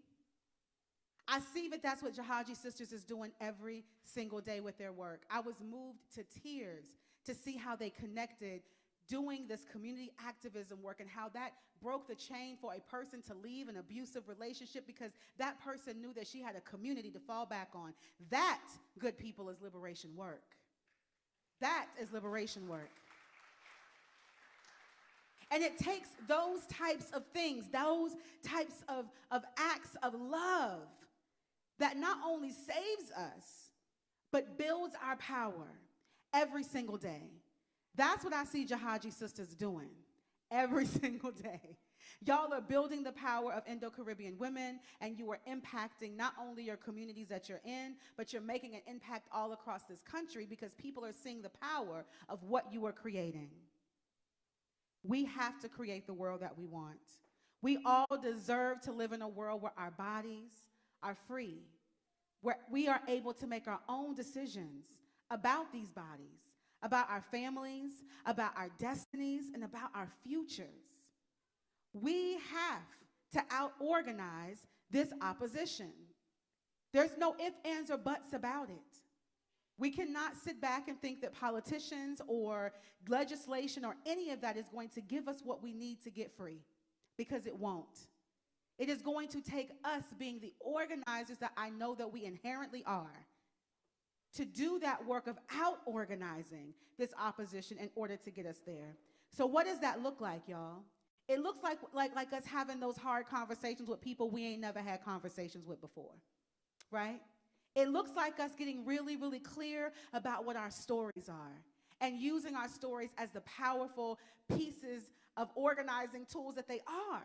It's about doing that. It is about making connections. It's about being the one to make the shift. It's about being the one being willing to put the foot out forward. It is going to take something in us that some of us may not have ever thought we'd have to do, but this is the moment and the time that we have to do it, because y'all see these babies around here, these beautiful babies asking for water and playing and having a good time.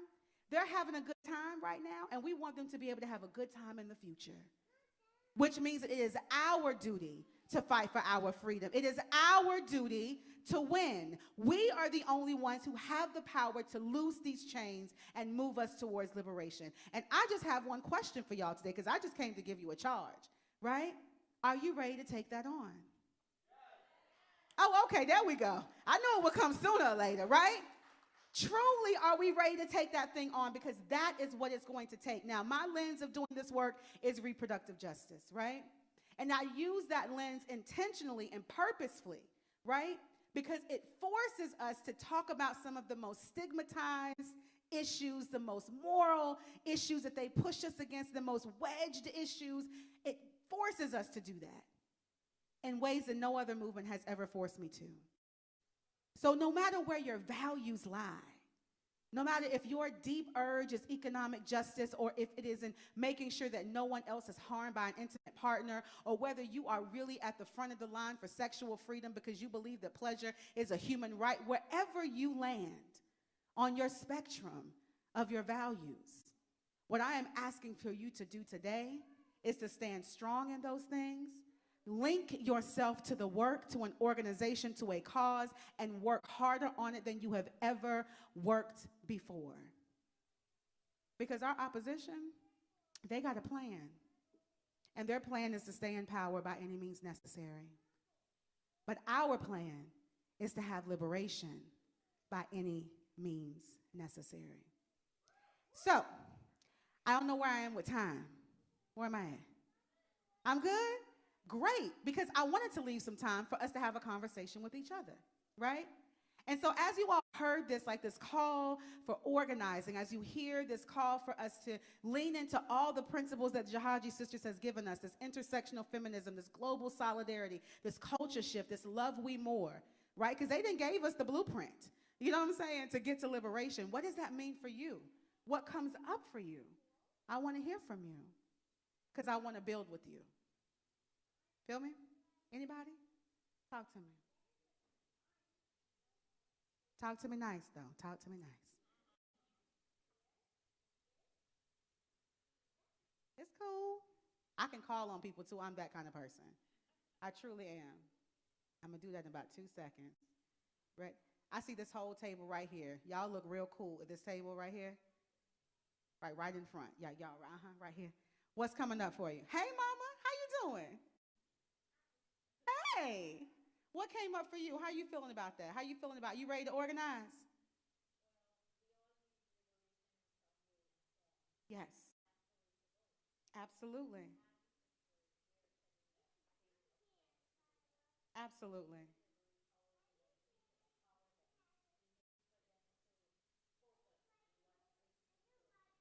Absolutely. Thank you. That's what I'm talking about.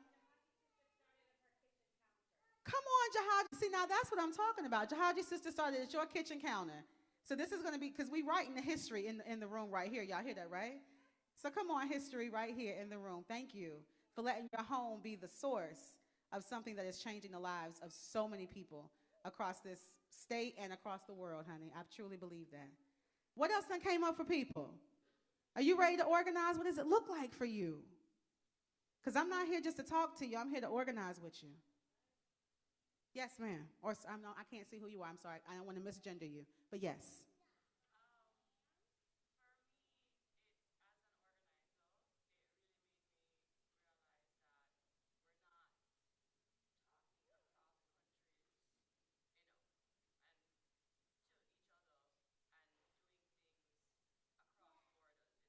Right.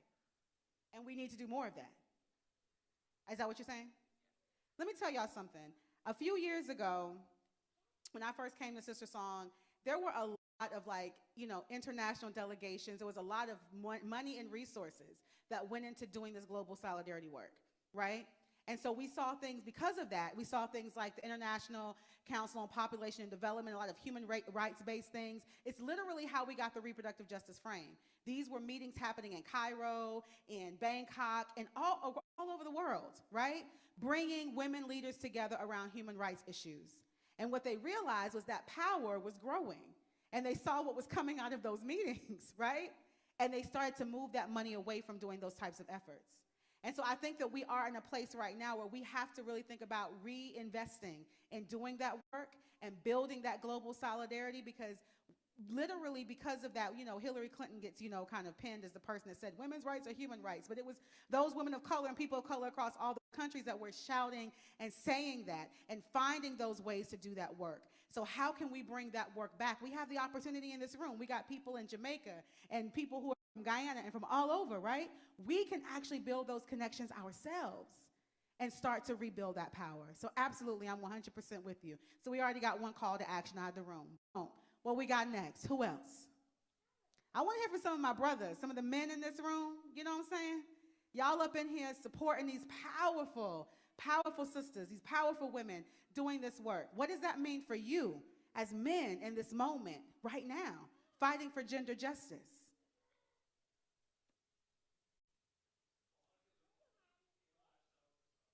Yeah.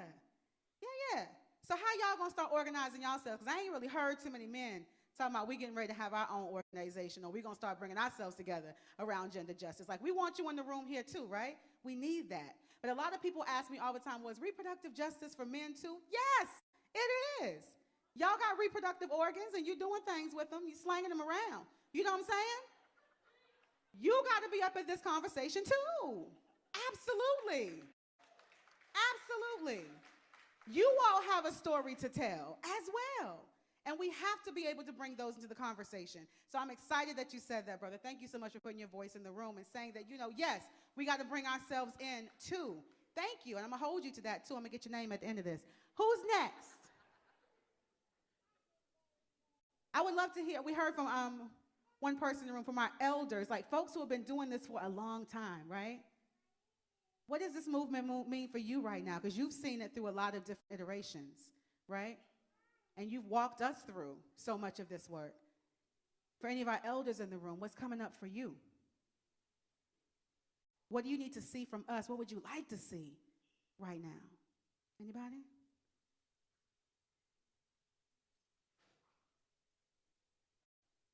The sun. You want to see the sun? Yeah. So what does that mean for you? Say it again. Yes. See, the elders always get us right. Y'all see how they do that? We up in here talking about we need intersectionality and we need to make sure no. We just need the sun. And sacred prayers. Yes. I read this book called The Fifth Sacred Thing. Has somebody read that book? It's a really powerful book. If you haven't, I suggest you getting into it, right? But there's one thing that really stood out for me in that book. It was talking about this new world that they had to create because the old one was gone. And one of the things that they did in this new city that they created was that they had the elders go to the four corners of the city every morning. And their only job was to climb to the top of the highest peaks of the city and pray. That is how they protected themselves. That is how they sustained their community. That is how they made sure they had everything that they needed. The prayers of our elders moves mountains. This intergenerational work is absolutely necessary for our liberation. We cannot do this work without our elders, and we can't do this work without our babies, and we can't do the work without the bridge builders in between. So thank you for reminding us, dear elder in the room, that our sacred prayers are necessary for our liberation. Thank you. Yes.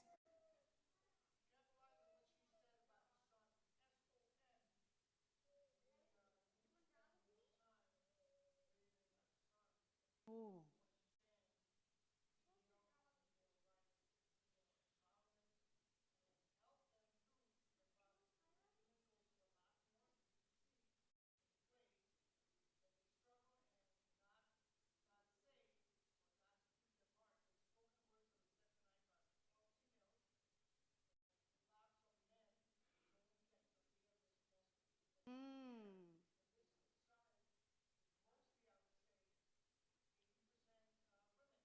Yeah.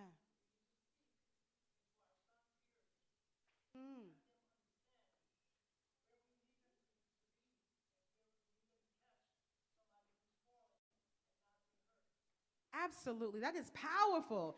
That is a call to action, good people. Who's taking our brothers, our little young baby brothers, through their rites of passage? Who's giving them the information so they can understand consent and bodies and how to really be powerful young men, right? It's a beautiful and such an important part of our organizing. We have to do that. I know there's a lot of rites of passage groups and different things that we do for our young girls, but our young boys need the exact same thing, right? I really appreciate you bringing that into the room. Thank you so, so much for that. Is there one more offering that we have in the room? Anybody else? Let me end by saying this, y'all. Everybody in this room has a role to play. You may not know what your role is yet, but it was already put in you when you came to this planet. And now is the time for you to activate that thing if it has not already been activated. And it is time for you to stand in the power of that thing, because that is what this moment is calling of each and every single one of us. I can sit up here and talk all day about, the theoretical things, talk to you from this academic perspective, and I can give you all that, right? But that's not what this moment is asking for. It's really calling for us to speak to that thing that is within each of us, to activate that thing for us to move with power to get what we want, to win in the ways that we win, and to see liberation in our lifetime. So I hope that this conversation today speaks to that thing within you, that for some of you, it just might give it a little massage, right? And just remind you of what you're doing and give you some affirmations to what you're doing. For some of you, it may be the spark that that thing needed. For some of you, you may have to sit with this for a minute, but I promise you it's going to come back around. We got some calls to action in this room. We're going to talk to young boys. Our brothers are going to get together, these men, and they're going to start doing their work. Our elders are going to keep praying for us and giving us that ancestral wisdom that they always give us. We're going to build these bridges across borders, across waters, and to build even more of our collective power. We're going to keep creating those sacred spaces like you had in your home for us to come up with the next innovative thing, the next organizing opportunity for us to keep building and growing this work. And we're going to keep investing in the Jahajee sisters to make sure that they have everything that they need to do this work, not only for the Indo-Caribbean women that they're doing it for, but to be an impact for women all over the world. And I truly believe that in the work that the Jahajee sisters is doing. And I'm telling you, I am standing with you and will do anything I most possibly can do to help move it forward. So thank y'all for letting me share a little bit with y'all tonight, to share a little bit about what's happening in this brain and this heart of mine, and hopefully give you a charge for us to move and to organize for our liberation. I love y'all, and I love we more. Peace, everybody. Thank you.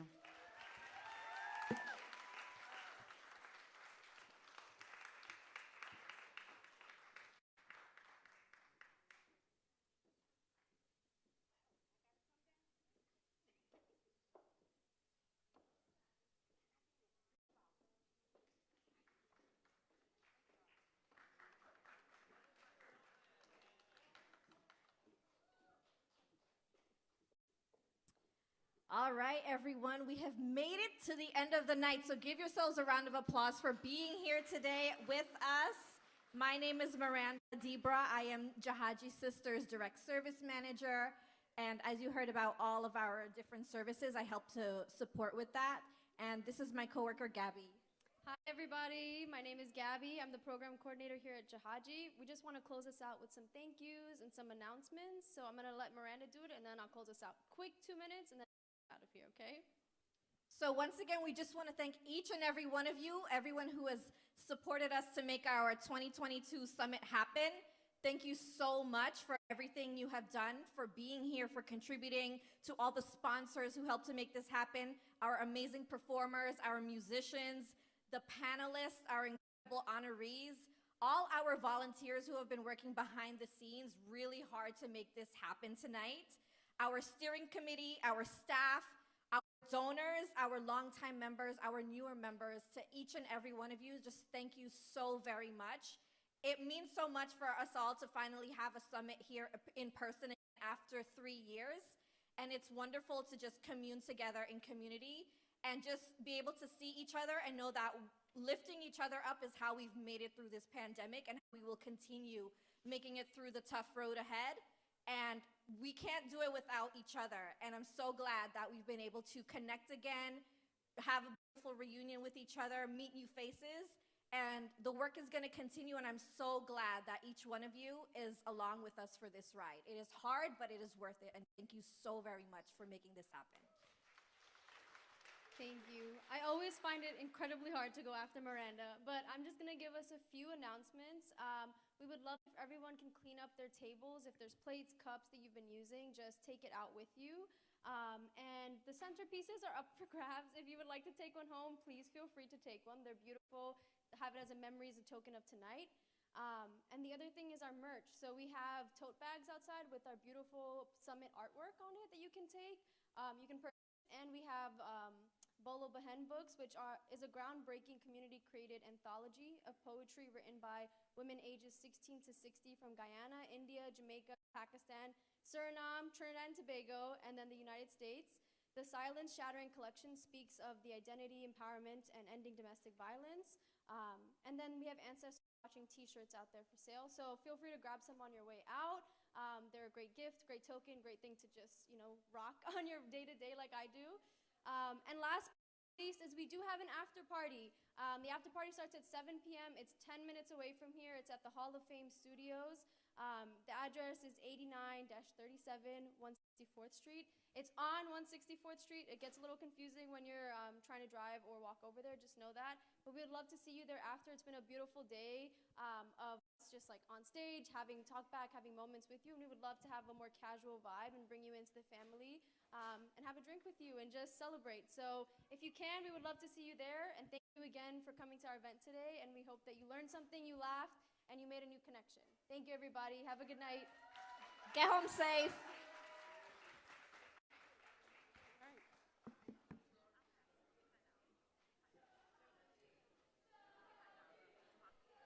Biggie biggie सी है रातें biggie biggie biggie biggie बातें biggie biggie आँखों में कैसी नमी है आहा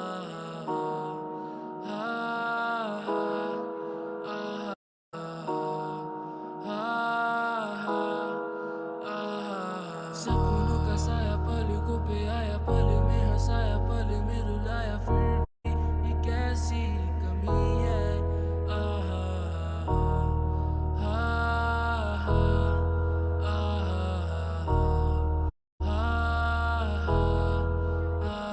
ना जाने कोई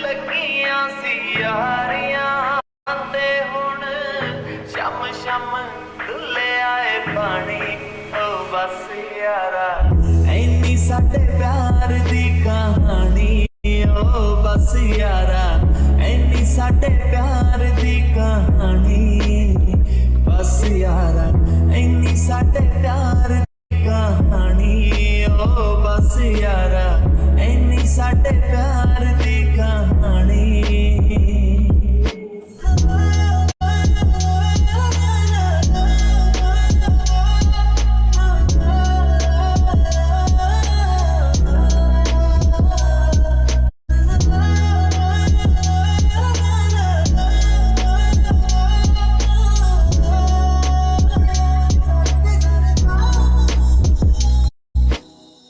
ਜਦੋਂ ਤੂੰ ਕਿਹਾ ਸੀ ਮੈਂ ਨਹੀਂ ਰਹਿਣਾ ਹੁਣ ਸ਼ਹਿਰ ਤੇਰੇ ਤੂੰ ਤੇ ਹੱਥ ਜੋੜੇ ਮੈਂ ਤੇ ਫੜ ਲਏ ਸੀ ਪੈਰ ਤੇਰੇ